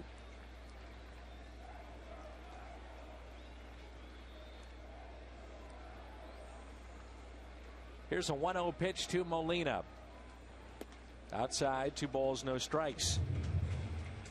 Yadier Molina with runners in scoring position has been very good. You see with runs batted in, the National League leaders among catchers. Molina tops among those catchers in the National League. Keep on pitching outside there, and might be doing him a favor. Going to the opposite field. That's right. They're trying to keep Pujols close at second. And so that second baseman Castillo is nearing the bag, which then opens up that little gap between he and Delgado. That caught the outside corner, 2-1. Yeah, but it was pitch up that would have been hard to get on top of and hit a line drive. Beltran shading right field. Church is the most shallow right fielder. Cardinals have been out hit 10-5 in this ball game. That's way outside, and 3-1 is the count. Over 80 pitches already for Oliver Perez. We're only in the 5th, so we'll see this bullpen at some point tonight for the Mets, this revamped bullpen. Well, this is when you got to get them, is early in the game. You know, get rid of the, you know, in the 6th inning before you get late when they can throw some real weapons at you. And that's outside. So Duncan will step in with 2 runners on. Third time that Molina has been aboard. It's first and second now for Duncan. And again, twice he is lined out to third. The first time it was a diving play in foul territory by David Wright, the 2-time Gold Glover. 4 walks now by Perez. And Perez has struck out 4 on the night. Make a mistake on the inner part of the plate and let him turn on the ball. Let's see what Duncan gets on this first pitch. Yeah, he was thinking fastball. Got the slider. This season with runners in scoring position, 7 RBIs and a good average at .333. Pujols is at second. He drove in 2 with his double. He now has 16 RBIs. Molina is over at first with a walk. I hesitate to call the ball because with Tim McClellan, he stands up and then makes the call. Yeah, and it was over the middle of the plate, but down. That's where you hope he makes a mistake and hangs one. Here's a 1-1 pitch to Duncan. On its way. Ready for it. To the right side. Can they get to first? Bases are loaded. Made a mistake in location, and Chris Duncan with the infield single now has a career high 13-game hitting streak. It's a heck of a play there, partner, by Castillo to save a run. And he kind of got deked a little bit by Delgado. Delgado ranging to his right, thinking that he might make this play. So pulls it here. Now Delgado, well, he didn't even go after, but he went after it enough, though. He went over enough of it, you know, but then didn't try to offer with the glove. And Duncan diving into first base. Safe. And so the bases are loaded for Khalil Green. Bases loaded, 2 outs, and a chance to do a little damage here. Green is fly to right. He's also walked. His walk was back in the 4th. Good hustle there by Duncan to reach first base to load him up. And Green takes a ball inside.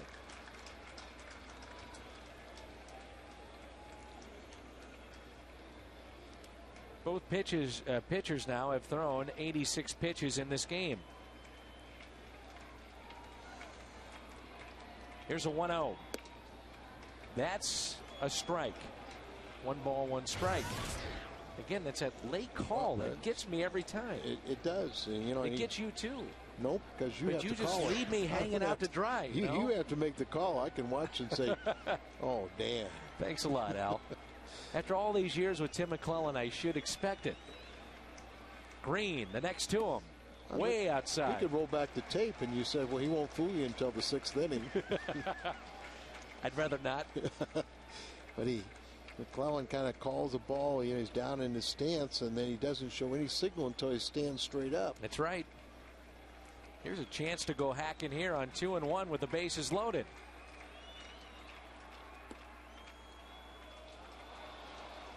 Stands up.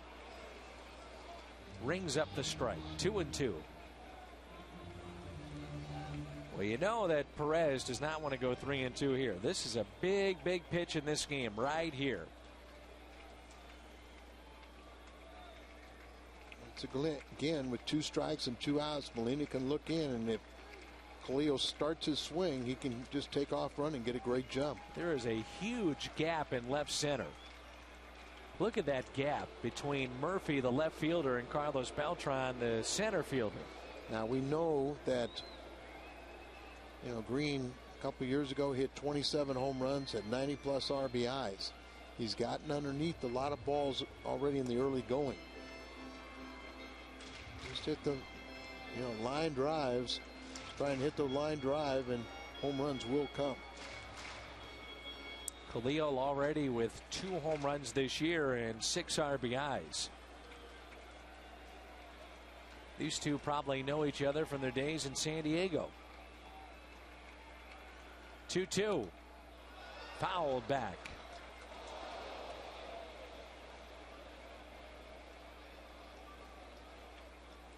Oliver Perez was in San Diego. Of course, Khalil was as well.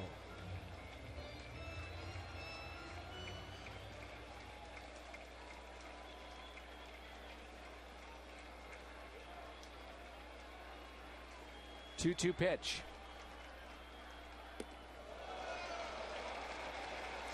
Now it gets interesting.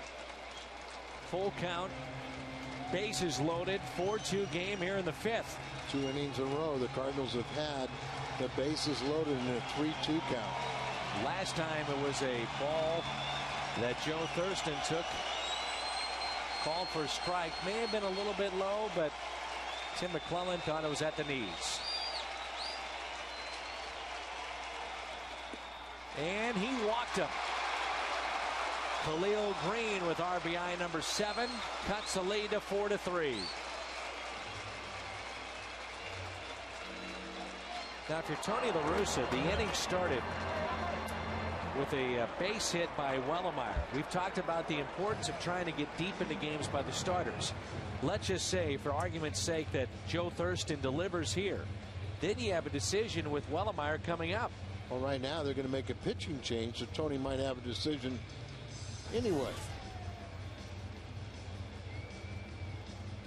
So another walk, and that's the 3rd in the inning, and they have 2 lefties in their bullpen. This will be Casey Fossum coming in, and this is our Chevrolet call to the bullpen for the Mets to face Joe Thurston. 4-3 Mets here in the 5th.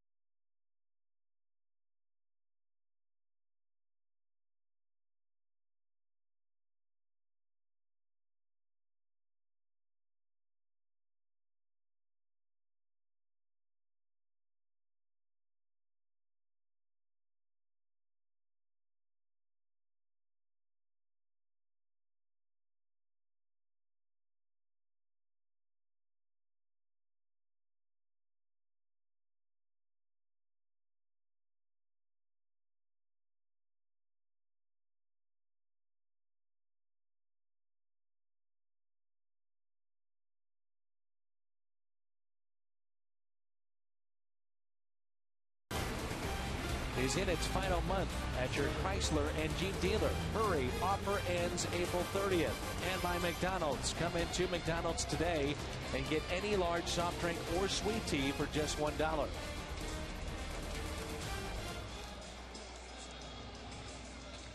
Joe Thurston will face Casey Fossum. After Sunday's game for the Mets, they picked up his contract and he was a starter in the minor leagues. First pitch is taken for a ball. Where's number 47? He had a .82 ERA and 2 starts for the Bisons.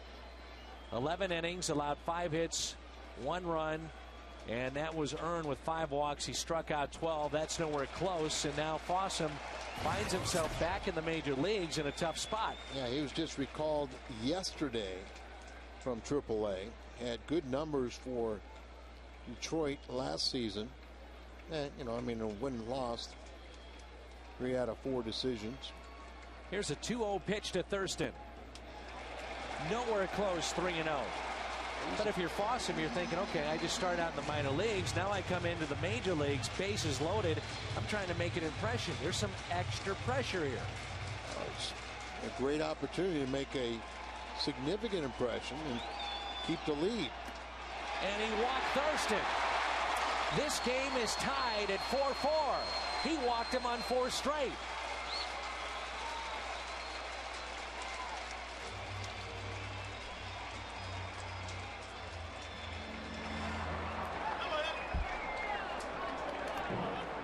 Three walks in the inning for the Cardinals. Remember, Dan, pressure's just a word. And now Todd Wellemeyer has been pulled back with a chance to do some damage here with 2 outs in the. Brian Barden. B-A-R-D-E-N. Barton. Brian Barton was the player traded by the Cardinals. With a surplus of outfielders, they could afford to let him go in many ways. It was going to be very difficult for Brian Barton to make the club out of spring training last Better year's spell it, Al. Rule 5. It's hard to figure out. Okay. But, and you know, then John Jay seemed like he's passed him by on the right. You know, on the prospect ladder, and so you able to get a pitcher that you needed. And Barton, who had a very, very good road trip, including his first 3 major league home runs, has an opportunity right now to give Wellemeyer a win. Well, I think it's worth noting that you talked to Tony La Russa. Barton on the first pitch on a hop to short. I was about to say why Barton didn't get the start at third. We'll talk about that when we come back. The Cardinals have tied it up. It's 4-4.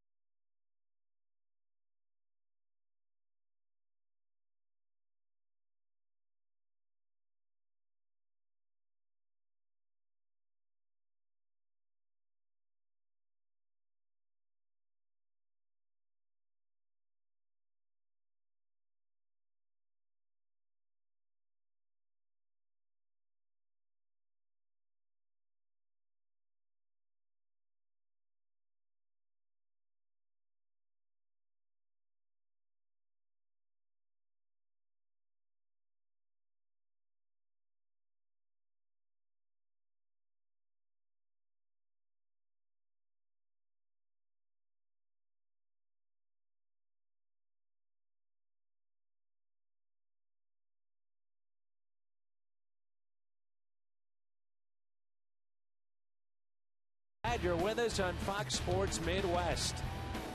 Yadier Molina ready for rivalry week. The Mets and Cubs, this 6-game homestand. The Mets draw first blood. 2-out base hit in the first inning. 2-out hits, a story in this game, and Kyle McClellan coming in. And here's the Cardinal right-hander, but the Cardinals, though, have tied it up. It's 4-4, Al. They tied it up, and McClellan looks like he gets the first man. It's Castro. Castro pops it up. That's in the center. Rick Ankiel is there. And Castro is 0 for 3. Our Chevrolet call to the bullpen, Kyle McClellan. Well, Kyle has done a nice job. 7th appearance now. He's retired 6 of the first 7. Retired the first batter 6 of the 7 appearances. See what he's done on the year. But once again, because the starter only goes 5 innings, you're asking the bullpen to account for 12 outs at least. But as we have talked about, this bullpen, at least for this game, should be rested and ready to roll. With, the off day yesterday, their first of the year, and Sunday's rain out. But got to stretch these guys out. But you can understand why Tony, having that great scoring opportunity, tried to go for it, and Barden hit the ball hard just right at the shortstop. And this is slapped the other way, and playing in was Thurston. It's a base hit, and Castillo, who is now lined out and picks up a triple, and now this single is 2 for 3. Look at this. Ooh, that was close. You've got to play in the guard against his speed and his ability to bunt. Most of his got a tremendous amount of infield singles, and a high percentage of those are bunt base hits. But it really, at the hot corner, that ball comes rifling at you when you're playing in. That's the hot corner, no doubt about that. Here is Alex Cora. Oliver Perez, who was in this spot before being lifted for Casey Fossum, actually contributed with a single, run scored, and a walk. So here is Cora. They have 2 lefties on the bench tonight, Cora and also Jeremy Reed. And maybe a question at this point for Jerry Manuel is, why waste Cora here if you're thinking about bunting in this situation? Casey Fossum was a guy that, as we talked about, in the minor leagues has started before, and you would figure he could handle the bat maybe a little bit. Well, you would hope for it, but plus you just brought him up, and he's been a starter, so you could stretch him out. And it's tough to win games on the road. It's a foul ball.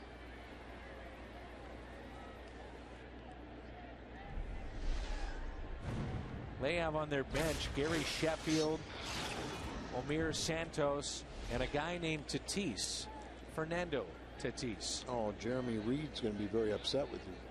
I didn't finish. And from the left side, Jeremy Reed. Good boy. Good recovery. And Marlon Anderson has been let go. He really made a nice career out of being a bench player. Yeah. Part of that is, play well for the Cardinals. Happy disposition. You understand your role. Don't make waves. How about Tatis? He has found a new life with the Mets. We know he can play third, but he's been playing the outfield. He's also been playing second base for New York. They have not, though. The problem is with the Mets, they have not faced many lefties, and I believe they have under 55 at-bats this season against left-handed pitching. And the first lefty starter they will face will be this Friday. A little different story for the Cardinals. Yeah. Cardinals, it seems like every other day is a left-handed pitcher. But as much scouting is done and the numbers that are crunched, you can understand why. And it's hard for the Cardinals to start a left-handed starter when they don't possess one.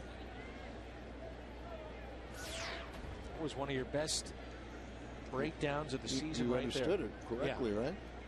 Unless you're going back in the rotation now, it's righties predominantly. There's a curveball pulled foul. How about McClellan? Here's a guy that struggled in spring training, but here in the regular season, right back in a familiar spot. Crucial innings for Tony La Russa out of the bullpen, and he's done a very nice job. I like him in the bullpen, and anytime you use him, he's got so many weapons to go after him. Here's a 2-2 pitch to Cora. Spoiled. Cora's been around a long time. 4-4 game here in the 6th.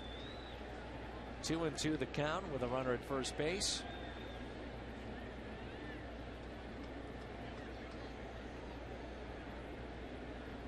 runner at first is Luis Castillo. Or last year was with Boston, signed as a free agent in January with the Mets. And fouls it back. Castillo is still a guy you have to keep your eye on. Hasn't attempted any steals this year. Last year, you know, I guess it's still in the back of your mind about his speed. I mean, at one point he had 62 steals. One year he led the league with 48. That's it. How about that? Only 48 steals. He just stole. Oh, Cardinals catch a break with Cora fouling that pitch off because McClellan did not look at him, and he had a running start. He wouldn't even Molina's shotgun arm. Yadier would not have had a chance. Go back to that 2000 year, he had 62 steals. And it was he along with Juan Pierre. Remember that 1-2 punch with the Marlins? You know, from your perspective, Al, being a former pitcher, that leaves you a little bit uncomfortable with that kind of speed at the plate. And fouled away again. McClellan just varied his looks enough to where Castillo didn't have the jump or was not comfortable. 2-2. Speed will kill you, won't it? Well, they say speed doesn't go in the slump. Right. You lay a bunt down, you get the infield hit. But you got to get on base. Castillo, as we've talked about, is that guy that just runs out of the box, will chop it to the other way. Before you know it, he's at first base. Good speed, and somebody made him a switch hitter to take advantage of it. Put him a step closer from the left side of the plate. 2-2, lifted into right. Backing up to make the catch. Ludwig. Castillo is back to first. Not a bad at bat at all, though, there by Cora. McClellan wins it with a breaking ball, but it was a 10-pitch at bat. And there's 2 outs. Jose Reyes now. Here's where you get worried with a guy that can hit the ball out of the ballpark, definitely get some extra base hits, and a speedy runner in front of him. First pitch outside to Reyes. Reyes is 2 for 3. Couple of the singles and RBI. And he's also flied out to center.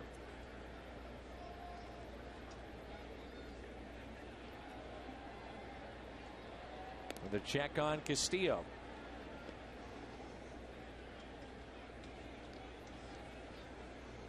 Reyes had 68 RBIs from the leadoff spot a year ago.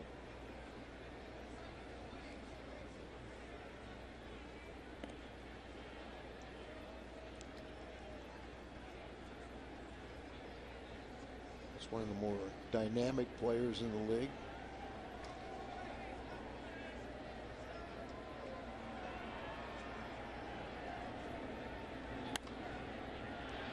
Popped up. Thurston will give chase, and out of play. When we go to New York in Citi Field, and years past at Shea Stadium, this guy just energizes the fan base in the ballpark. He steps in, the music gets going, and people are excited to watch him play. Well, slider frame, but he hit 16 home runs last year. That's right. And he's, franchise record in triples. Well, the Cardinals catch a break in this series. No Johan Santana. Thank you, and thank you. Do that the entire year. You have 2 visits to Gotham this year. That's right. A 3 and a 2, is that right? No, a 4 and a 2. 4 and a 2. It's tap foul for strike 2. I said thank you. Hopefully that's an omen. A good omen for the Blues. John Kelly's favorite call. Big goal. Voice of the Blues. I know who you're talking about. The guy that, there's guys on skates, they go up and down on the ice. And I know his dad, or did. The great Dan Kelly. Great Dan Kelly. Arguably Best play-by-play man ever in hockey, right? Well, Al, you walk into the Hockey Hall of Fame in Toronto, and first thing you hear is his famous calls in the Blues and international competition. Nice stop by Molina as that ball bounced well out in front of the plate. And of course, Dan Kelly did a little Cardinal baseball. Missouri football too. During my playing career, you know. I bet he was pretty darn good at that too. Oh yeah. Bob Starr. Bob Starr. Great voices behind the mic. Led by Jack Buck. Swing and a miss. Reyes slams his bat in disgust, and a strikeout for McClellan. Midway through the 6th. We're tied up. It's 4-4.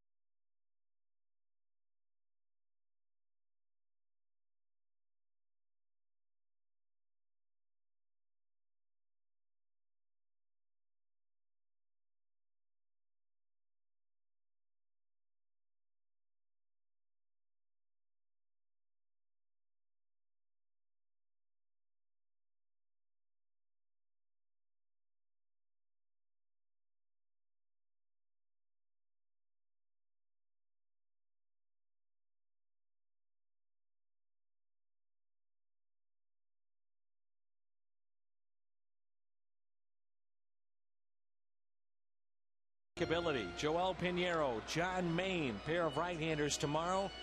And Joel is 2-0 on the young season. John Maine is 0-1. By the way, on Thursday, Kyle Loge and Levon Hernandez. That game at 12:40. And a right-hander is in to face Brendan Ryan, who shows bunt and looks at a strike. We're underway in the Cardinals' half of this 6th inning.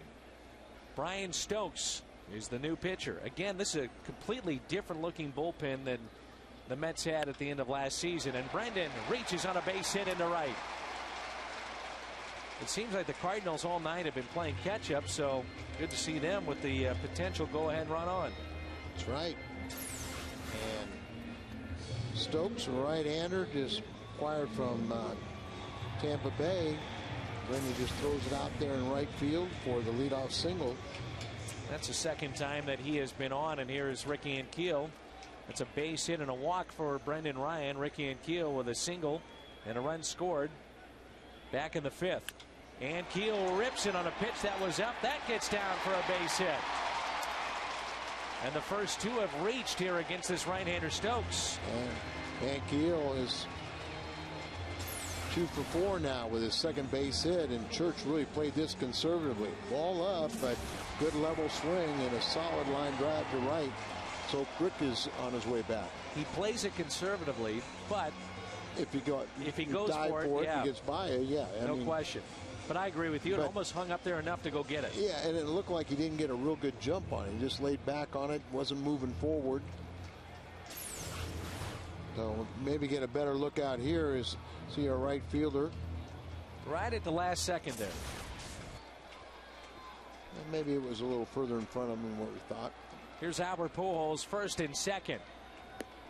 And he looks at a breaking ball Yeah, but that a little bit upstairs. That's the kind of that he launches into Big Mac land. I think because Albert hadn't seen him, I think he kind of looked at that one and he said, just please do that again.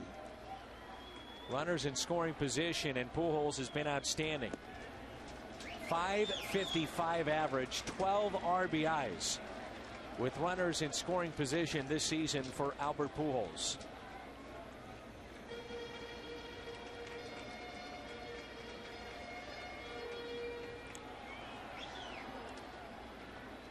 Stokes is thinking, what have I gotten myself into here? 2 runners on for Albert. Ooh, vicious cut that time by Pujols.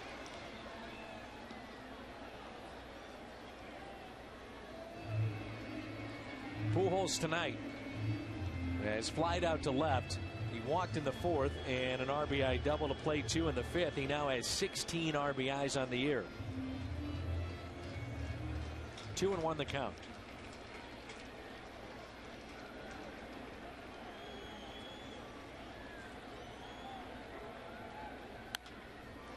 Popped up again, and that'll find the seats out of play. 2-2. So 2 big cuts from Pujols, who was busy today filming commercials, and one of those commercials for the Buddy Walk. Don't pitch to Albert when it's the Buddy Walk. Of course, the Buddy Walk to benefit Down Syndrome Association here in St. Louis. His numbers on that day are incredible. That's great. He's missed a couple pitches. Ground ball hit to short, out at second. Double play, but the throw is offline. Safe is Pujols. Delgado didn't even try to apply the tag. And Pujols, I believe, tagged the base with his left hand. His left hand, you're right. Why not a sweep tag here, though? Ankiel goes after Castillo, and the bull pulls him. I think he had enough of it, the base, and he reaches with his left hand. Ted Barrett. And I thought his toe was on the bag when he caught that, and you see Albert reaching down. Certainly left hand was. Yeah. But I mean, I thought Delgado's foot was on the bag long enough, but why not the sweep tag? I mean, if you're unsure, why not just swipe it? Yeah. Right there. Comes down on it, right? And then it looked like he could have sold the tag a little bit better on the rear end. It's 1st and 3rd now, and only 1 out. That is big. That is a huge play here because a sac fly gives the Cardinals their first lead of the night.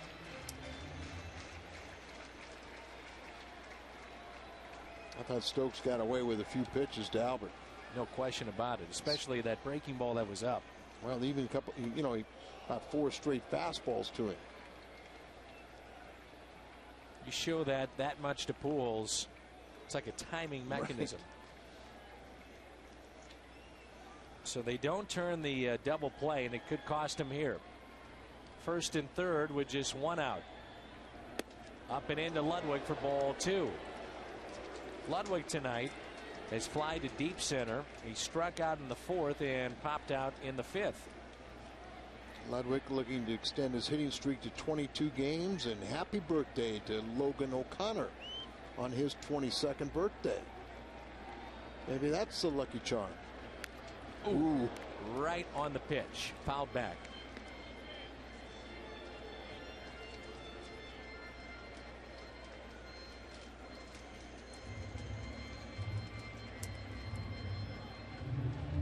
Cardinals at one point were down 4-0. They tied it up with 4 in the 5th. Chance to take the lead here. A 2-1 pitch. Ludwig ground ball foul. 95 from Stokes with that delivery. 2-2. Correct me if I'm wrong, Al, but the only pitcher that's back from this bullpen is from a year ago, Pedro Feliciano. It's the only one I remember. Stokes was there part of the year, so I mean, I think there's a few guys like that. And Stokes, I think, appeared in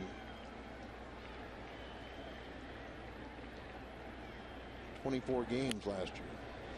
He is a hard thrower, though. Nice play made by a fan. Catcher's interference. Yeah, I think it is. As Ludwig is headed to first, so bases will be loaded. Let's take a look here. Let's take a look. We see him reaching with the glove and comes down and hits the glove apparently. See Ludwig right away. Tim McClellan does that. Dan Worthen, the pitching coach, Jerry Manuel, out to talk to Stokes. Well, some mistakes may come back to haunt him here in this sixth inning for the Mets. He had the potential double play off the bat of Pujols, trying to get out of a jam. Instead, that results in only one out. Catcher's interference with Ludwig up, and now you bring in Yadier Molina. The only problem with that is that Molina certainly is a double play candidate with his speed. Force play at any bag. Well, hopefully, one of the tougher guys to strike out, so hopefully he can get a hold of one of these pitches and center it and hit a line drive. He is 2 for 2 with a walk and a run scored today. Wouldn't a grand slam be nice right now? Yadier Molina, first pitch to him. Ground ball hit to short and a double play. 6-4-3 on the double play.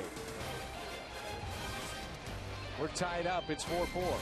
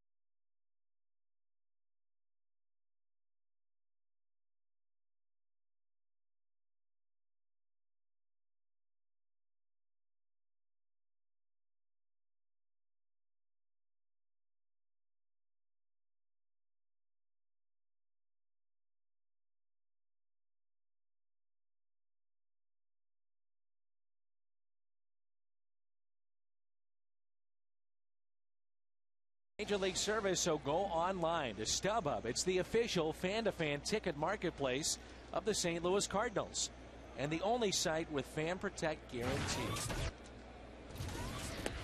Kyle McClellan, his second inning of work. We're tied up at 4-4. Cardinals miss a golden opportunity there. Good breaking ball there.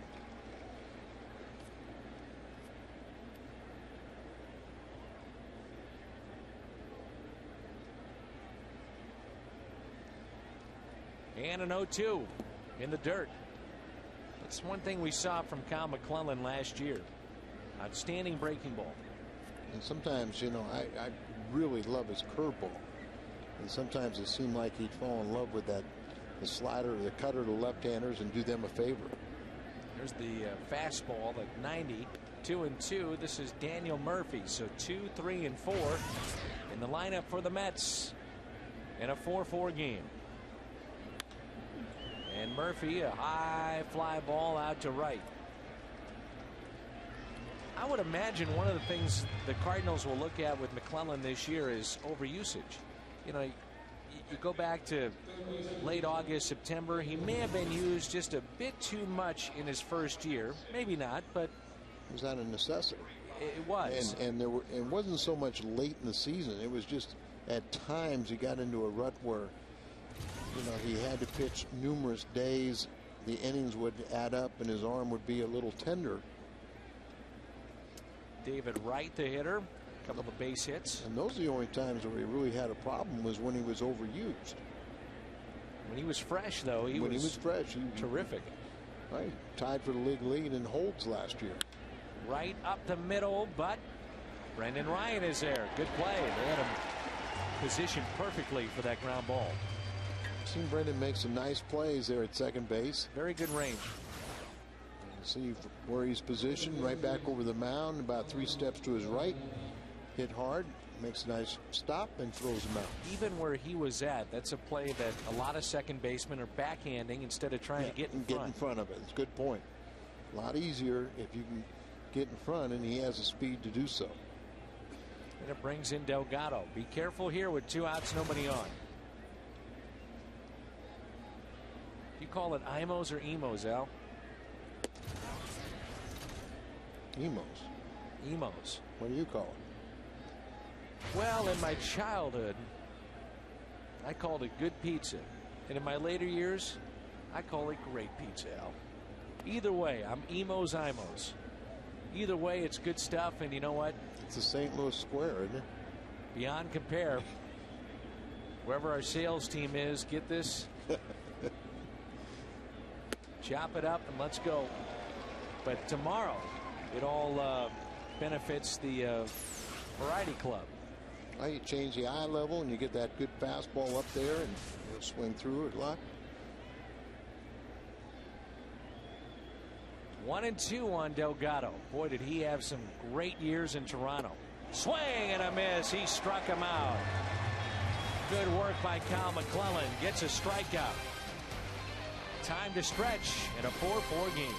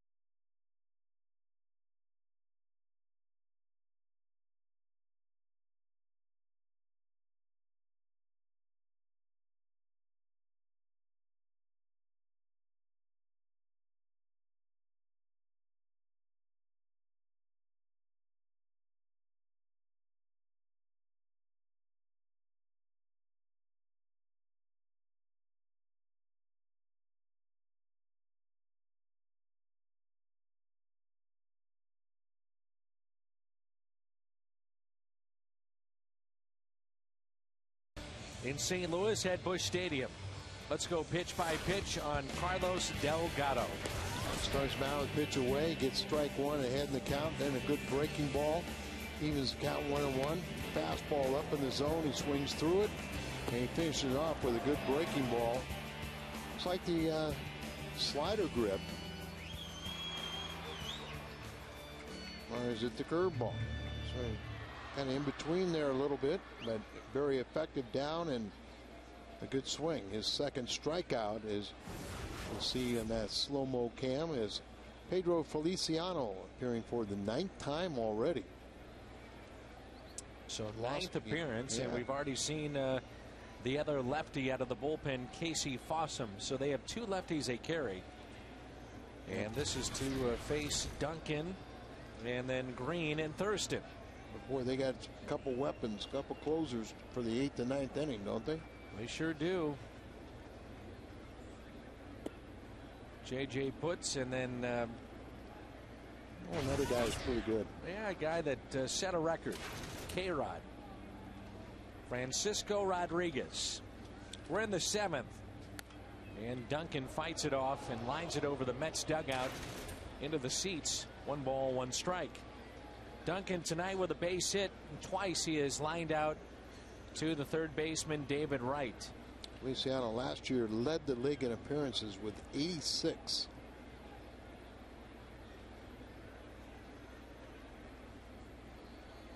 Appearances. 86 appearances, was 3-4, ERA at 4.05, 2 saves in his 86 appearances and 53 1/3 innings.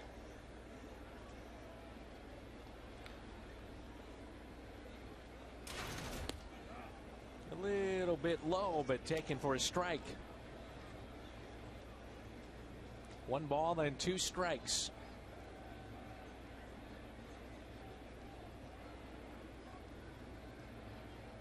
Four game here in the bottom of the 7th. And Duncan, a swing and a miss. He strikes out. The shift was on for him. All for naught. Strikeout, and it brings in Khalil Green. Fox Saturday Baseball features the Cubs and Cardinals this weekend here at Busch Stadium. You were wondering. Now you I know. was.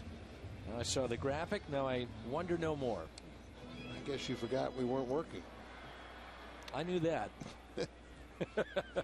I know those days. Here's Khalil Green. And an off-speed pitch at 70 miles an hour in there for a strike. Guess you forgot you were babysitting. I know all about that too. Khalil Green, the Cardinals shortstop, 0 for 1 with a couple of walks. Then he's Reyes warming up. Whether we get down to McClellan's spot in the order or not, wouldn't hurt to extend him if they don't get there. Then you would go with 3 innings, and remember, McClellan basically kind of piggybacked Carpenter in spring training, and they called that off once they felt Carpenter was healthy towards the end of spring. Couple of weeks left. Here's a 2-1 pitch to Green.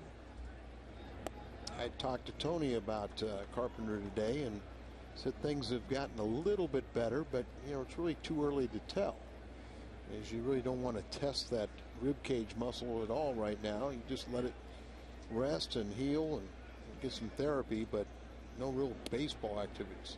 Ooh, just missed on the outside corner. 3-2.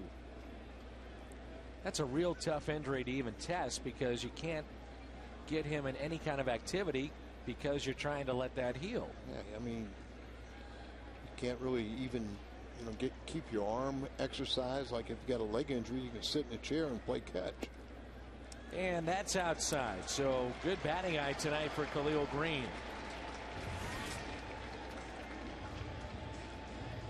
Firestone leaderboard that you see at the top of your screen. Feliciano, the 1-out walk, and it brings in Thurston.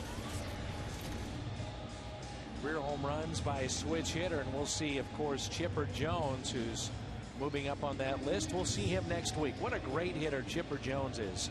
We'll see the Atlanta Braves next week in our next road trip. Yeah, I'm sure Delgado's down that.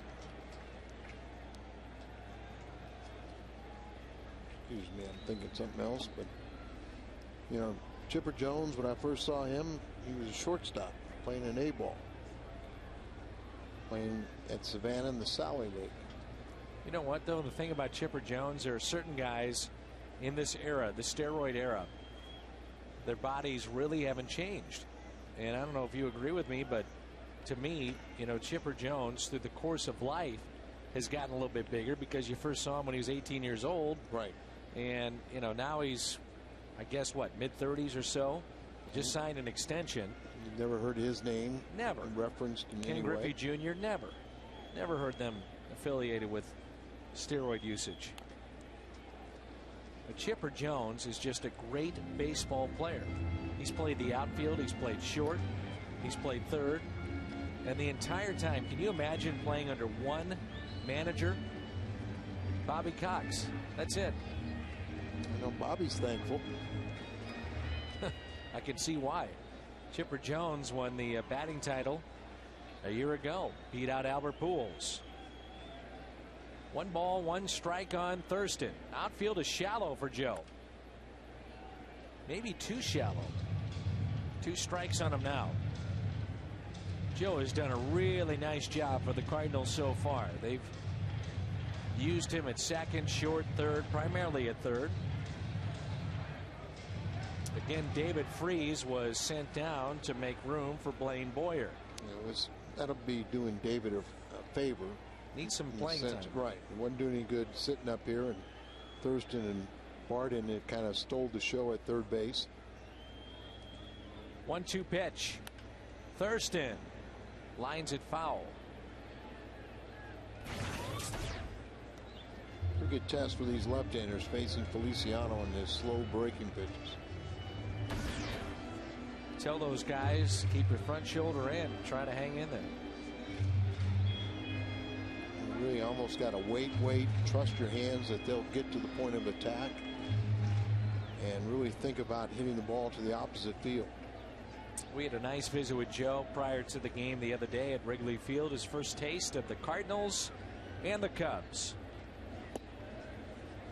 You can see where Feliciano would be very tough on these lefties, especially for a good example of it is on that last pitch where he drops down and it's almost coming right at you if you're a lefty. Looks like you're releasing it behind your back, and then it crossfires all the way to the opposite side of the plate. You know, that pitch out there you take to left, if he hangs one inside, you can turn on it. 2-2. Slowly hit back to Feliciano. Goes to second and gets the lead runner. No hesitation that time from Pedro Feliciano. And this copyrighted telecast is presented by the authority of the St. Louis Cardinals and may not be reproduced or retransmitted in any form. And the accounts and descriptions of this game may not be disseminated without the express written consent of the St. Louis Cardinals. You've got a short bench. There's only 4 men on your bench.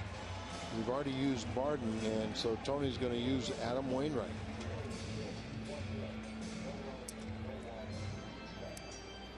So still left on the bench, Schumacher, Rasmus, and LaRue. So 3 position players out of the 4 still left. Wainwright will be called upon here with 2 outs, and up there Hackett. We've seen Adam pinch it and do a good job in that department. But, you know, 4-4 tie going into late innings. You see he's 3 for 8. How concerned do you think Tony La Russa gets after watching Chris Carpenter hit and realizing that he hurt his side hitting, and you know you need Wainwright? Not to say that he's going to get hurt in this situation, but you know, at any point in time you throw one of these guys out there, you never know. Well, you don't, but walking across the street, you don't know either. So it's a bit of a risk. But you know, he was an exceptional athlete is Wainwright. You just hope he's, you know, can handle it. Out in front. That's where you worry is, you know, that's what I'm talking about there. Stretched out on a swing like that where he's off balance and reaching. 0-2. Reach out like that, and then, you know, you swing, and that's usually when you pull a muscle. So 2 outs and a runner at first, and Wainwright strikes out. A couple of off-speed pitches, and we head to the 8th. 4-4 game.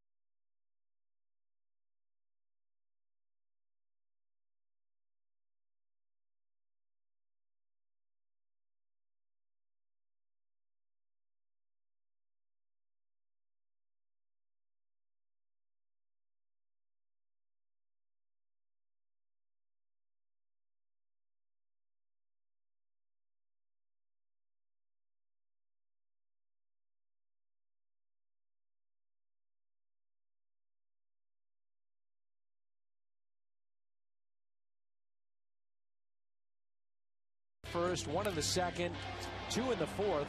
Jumped out to a 4-0 lead. Pujols would cut that in half to 4-2. Then the walks would catch up. Cardinals then would tie it up 4-4, and that's where we stand now in the top of the 8th. And Denny's Reyes, Al, a lefty, will take over for the Cardinals. On Denny Reyes, he got tagged with the loss where he got extended a little bit in the game on Saturday. But more times than not, the Cardinals are going to be very pleased with his performance. Turn around Beltran and hit from the right side. And Beltran, a couple of hits tonight. And he'll look at a ball a little bit upstairs.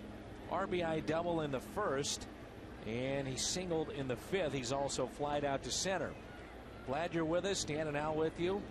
Fox Sports Midwest crew. Mike Helling, Tom Mee, Brian McCann, our entire crew here with you.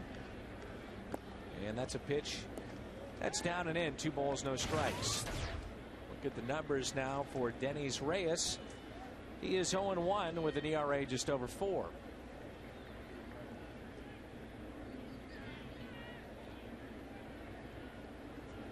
Beltran takes a ball a little high. 3-0. Last thing you want to do here, late innings, tie ball game, is walk a man. But I think Tony would be the first one to tell you he likes what he's got from the left side of the bullpen. That's a strike. 3-1. You get the 6-7 innings from your starter, then you mix and match your situational left-handers. You've got some power pitching at the end. Everything falls into place. Cardinals will have the top of their lineup coming up in the 8th inning. They batted around back in the 5th. And that's when St. Louis picked up their 4 runs. Beltran 2 for 3, as we mentioned, and hitting .354.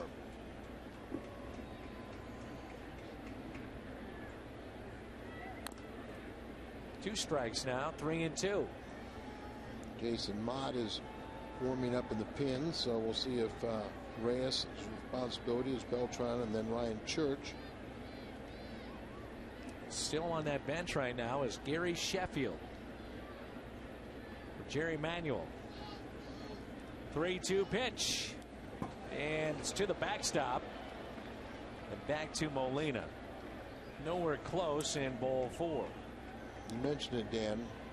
Worst thing you could do late in the ball game when it's tied or extra innings is walk that leadoff man. It's amazing. You know, Lou Piniella talked to us at Wrigley Field. Wrigley Field is unlike any other place in the country. When you play a baseball game, we said to him, what's the one thing you have to do at this ballpark to win? He said, you can't walk anybody. He said, and then afterwards, after the interview, he said, you know, the reality is no matter what ballpark you play in, but in particular this one, you can't walk anybody. But the same goes if you're playing at Busch Stadium or the old Shea Stadium or Citi Field. You just can't walk anybody. You know, if I would look back and say, what would you like to do over? It was cut down walks. In your career? Yeah. How many of those came around to score or gave you fits? Well, just obviously the ones that didn't, you know, you were pitching under pressure and you just didn't have easy innings. But you walk that leadoff man, you know, you're just asking for trouble. Get the first guy out and you can pitch around. You know, walk here or even Reyes will go to first. And the run is in scoring position here now. Sacrifice from Ryan Church. And just like that, the Mets have a runner in scoring position. Again, it's worth noting this season, hitting .236 coming into play tonight with runners in scoring position. But that's ideal of what you want to do here. You get the leadoff walk and then sacrifice. Antonio was going to go to the bullpen and bring in Mott. So that'll be it for Denny's Reyes. The walk, the sacrifice, Mott coming in.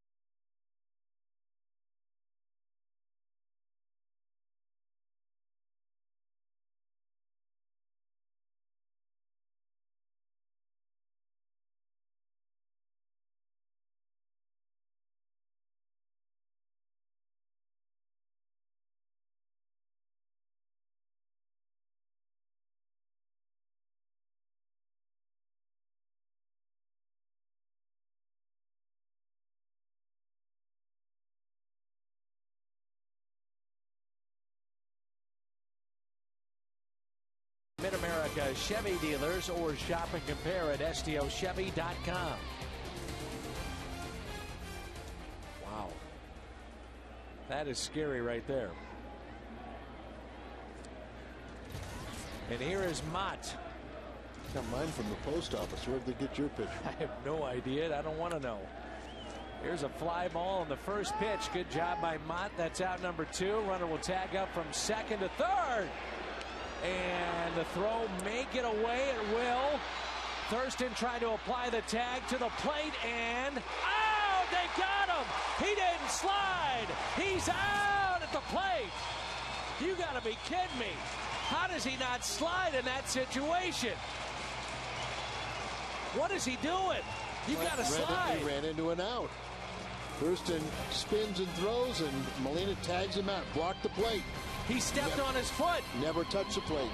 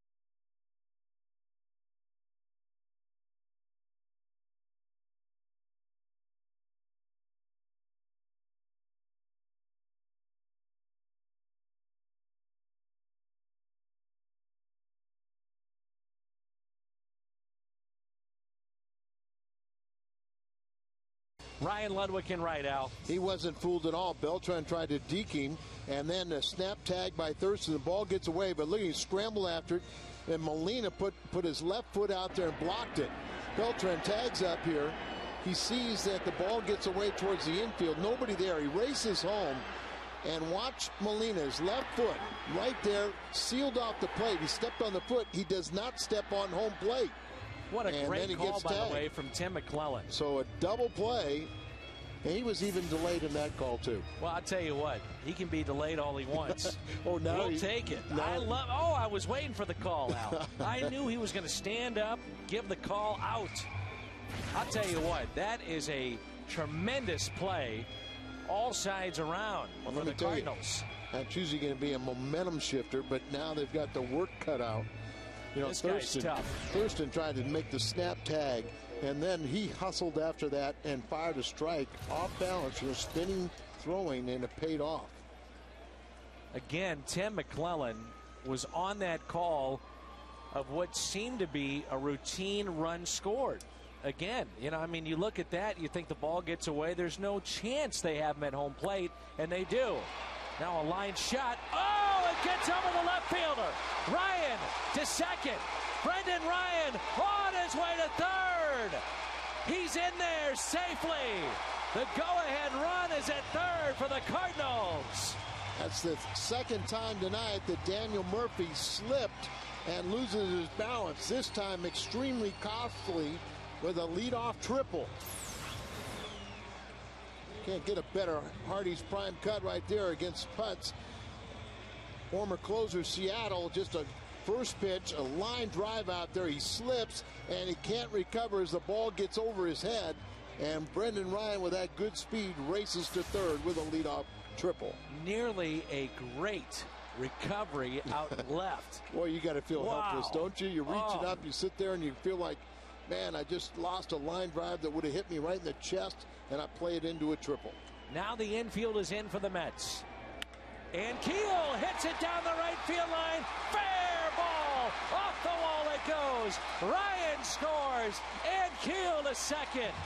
And the Cardinals have their first lead of the night, 5-4. Only the third RBI of the young season for Ankiel, but it's also his third hit. 3 straight hits at Ankiel, and he gets an off-speed pitch, a breaking ball hanging up in the zone. He hits it down into the right field corner, but what a momentum shifter right here. The final play, a double play, as Beltran, trying to steal a run, does not step on the plate, and they complete the double play, turns the momentum into the Cardinal dugout, and they come out charging. So here's Pujols. You know they're not going to pitch to him. Why would they with first base open? You know, going back to the play by Molina, he's anticipating a slide or a collision. That is not an easy play for a catcher because it's coming from your blind side, essentially. You have no idea what's about to hit you at the plate. You don't know what kind of throw you're getting. Remember, Thurston hustling on that, reach down barehanded, spun and throw. You don't know if it's going to sail, what it's going to do, but he was backpedaling in perfect position to seal off the plate. Will they pitch to Pujols here? And the first pitch is a strike. Again, you have first base open. Well, the intent is that you're going to have Albert expand his zone and try and get himself out. Here's the deal, Al. If I was the opposing manager, I think I would probably walk Pujols in all the games they do at least 350 times. Okay, and I think maybe 400. I think Jerry Manuel's sitting here going, I respect Ludwig and Molina behind him, to where I don't want to put another run on base. I just don't pitch to Albert Pujols. I don't care what the situation. I'm up 10-1. I walk him. Go ahead. I told you how I'd pitch to him. I have the ultimate respect for Pujols. You'd hit him. I'd hit him. And Pujols slices one into right. Runner will tag up, so this will be a productive out, possibly. Throw into third. Strong throw, and Rick Ankiel is in safely. A strong throw in there from right. Well, Albert did expand the zone. Putz does retire him, but it puts Ankiel at third base with only 1 out. See, nobody else on the base, so you can load up and try and get it there any way you can, and you don't have that high arc because nobody else can advance. And again, I just can't get over that play to end the top of the 8th. Remarkable that Beltran didn't slide and make an effort to avoid the tag. I guess he just took it for granted. I think he did. Now Ludwig reached base on an interference, but it could be his last shot at extending his hitting streak to 22 games. Infield in, that'll help create a lot more holes the way he hits the ball hard. First pitch was in the dirt. See, the outfield is pretty deep now for Ludwig.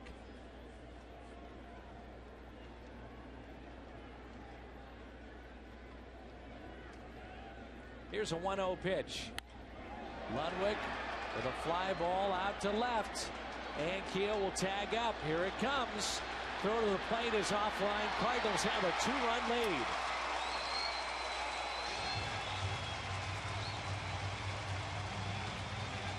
Sixteenth RBI for Ludwig. He ties with Albert in that department. The Cardinals have a 2-run lead with Franklin warming up for the 9th. Castillo is due up first for the Mets in the 9th. So right here as he tags up, and you'll be able to see the catch being made. Look at this job by the camera work by Tony West. Came from Forest Park to make it just in time for that. What was he doing at Forest Park? Oh, remember we had that shot earlier from T. West? 6 is a serious number, as we told you earlier. The Cardinals, when they score 6 runs like tonight, get a 20-ounce coffee, fountain, or frozen drink for only a quarter. The next day on the run at Mobile. Got your quarter ready. So Franklin getting loose. That's Marty Mason, the bullpen coach, talking to Ryan Franklin. One of the things that Marty will do is that they will go over who's coming up and the potential of who might be a pinch hitter. Or for some of the younger guys, try to settle them down. It's fouled straight back by Molina. Went after a pitch up in his eyes, but you know, we give so much credit to Dave Duncan, and rightfully so, but Marty Mason has done a phenomenal job over the years with the bullpenners. Rivalry week. We started our telecast talking about the Mets and the Cardinals, and coming up this weekend here at Busch Stadium, Pujols and the Cardinals saying hello to the Cubs. And so far in the first game, it's been a good one. Always fun to come to the ballpark and see teams that I think have a genuine dislike for each other. I don't think there's any question about it. I mean, at least if you ask the fans, they would say, the Mets, are you kidding me? Yeah, forget those guys, right? Yeah, you know, I mean, it starts with the Mets, but isn't it interesting that it looks like a battle of the bullpens? The 2-2. Base hit. Let me ask you this, Al. You know, here's a guy, J.J. Putz, that obviously has been very good in his career. What's it mean at this point when you know you have to go to Citi Field a couple of times? You're going to see them 2 more times here in St. Louis to get to them a little bit early on. Oh, I think there's no doubt. It's just, you know, the first time we see a guy that, you know, was recognized as one of the better closers in the American League, the setup man right now for the Mets, and you jump on him. But I was going to make the point that you looked at these 2 bullpens. The Mets bullpen, outstanding, and the Cardinals trying to find themselves in this battle with the pins tonight.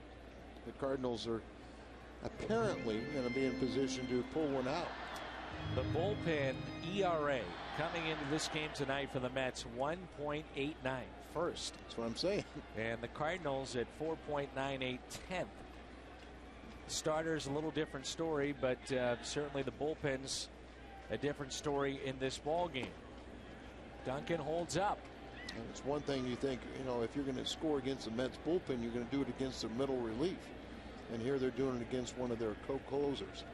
If you're Jerry Manuel, you are so frustrated right now because your starters are 10th best in ERA, and your starter tonight, Perez, was given a 4-run lead.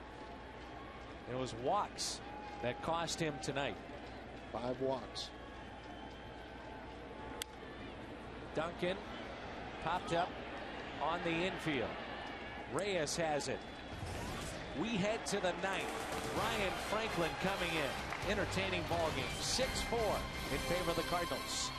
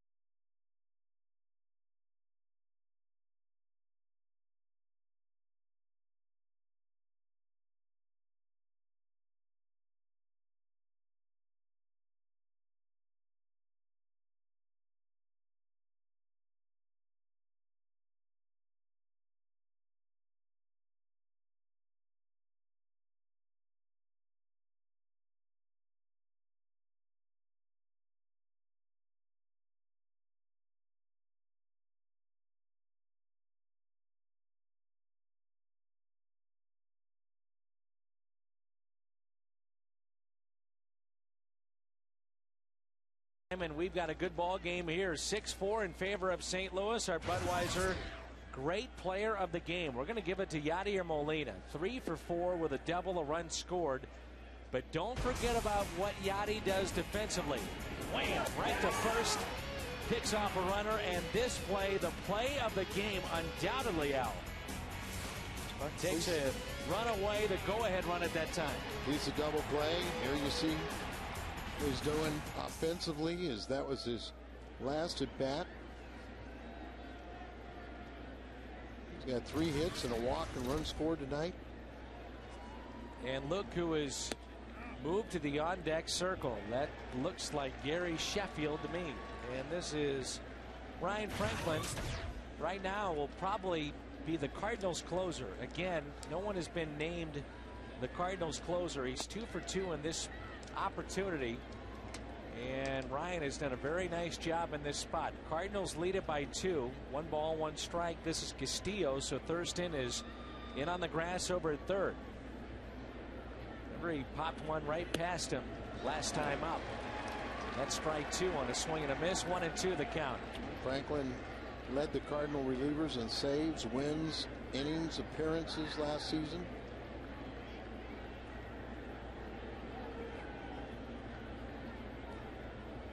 One-two pitch, and he got him. A swing and a miss. He was fooled by that pitch, and the first out recorded here in the ninth. Swing like that, it makes you think it's a splitter. Al, he's got about 32 different pitches, so you don't know what's coming. And that's it. And I mean, when he gets a couple strikes on you, you're not sure what. So key to get that first man, because with a 2-run lead, if Sheffield, who hit number 500 over the weekend in a pinch hitting appearance, he can't tie it with another home run. Gary Sheffield said he had 72 messages waiting for him after he picked up home run number 500. You know what? I can talk to him briefly today, congratulate him. You know, he's kind of a misunderstood guy, but he's a good guy. Look at those RBIs. He hit his first home run as a teenager, his last one as a 40-year-old. And that first one as a teenager as a shortstop. Right. He was in his prime. Boy, he had one of the quickest bats in the game. Turned on an inside pitch. How about now, though? I mean, he gets it going a little bit quicker, but still, his bat, if he connects, the ball just jumps off his bat. Very lively the way he swings. You know, he just starts a little bit early. Was released by Detroit, and the Mets pick him up for the minimum. Like that, but positioned perfectly. Brandon Ryan, try number 2.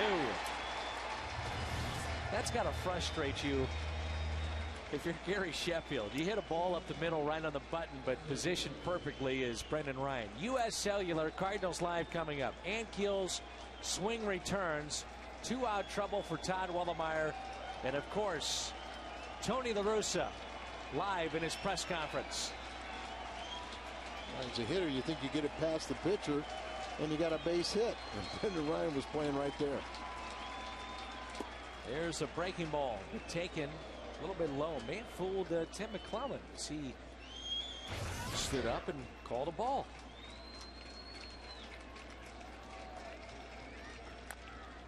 Slowly hit. Thurston there to first. Wide throw. Pujols is on the bag. Somehow he stayed on first, and the Cardinals win it by the score of 6-4. Good ball game. Good relief pitching for the Cardinals. And a 1-2-3 ninth inning for Ryan Franklin. Wide throw, but Pujols is there.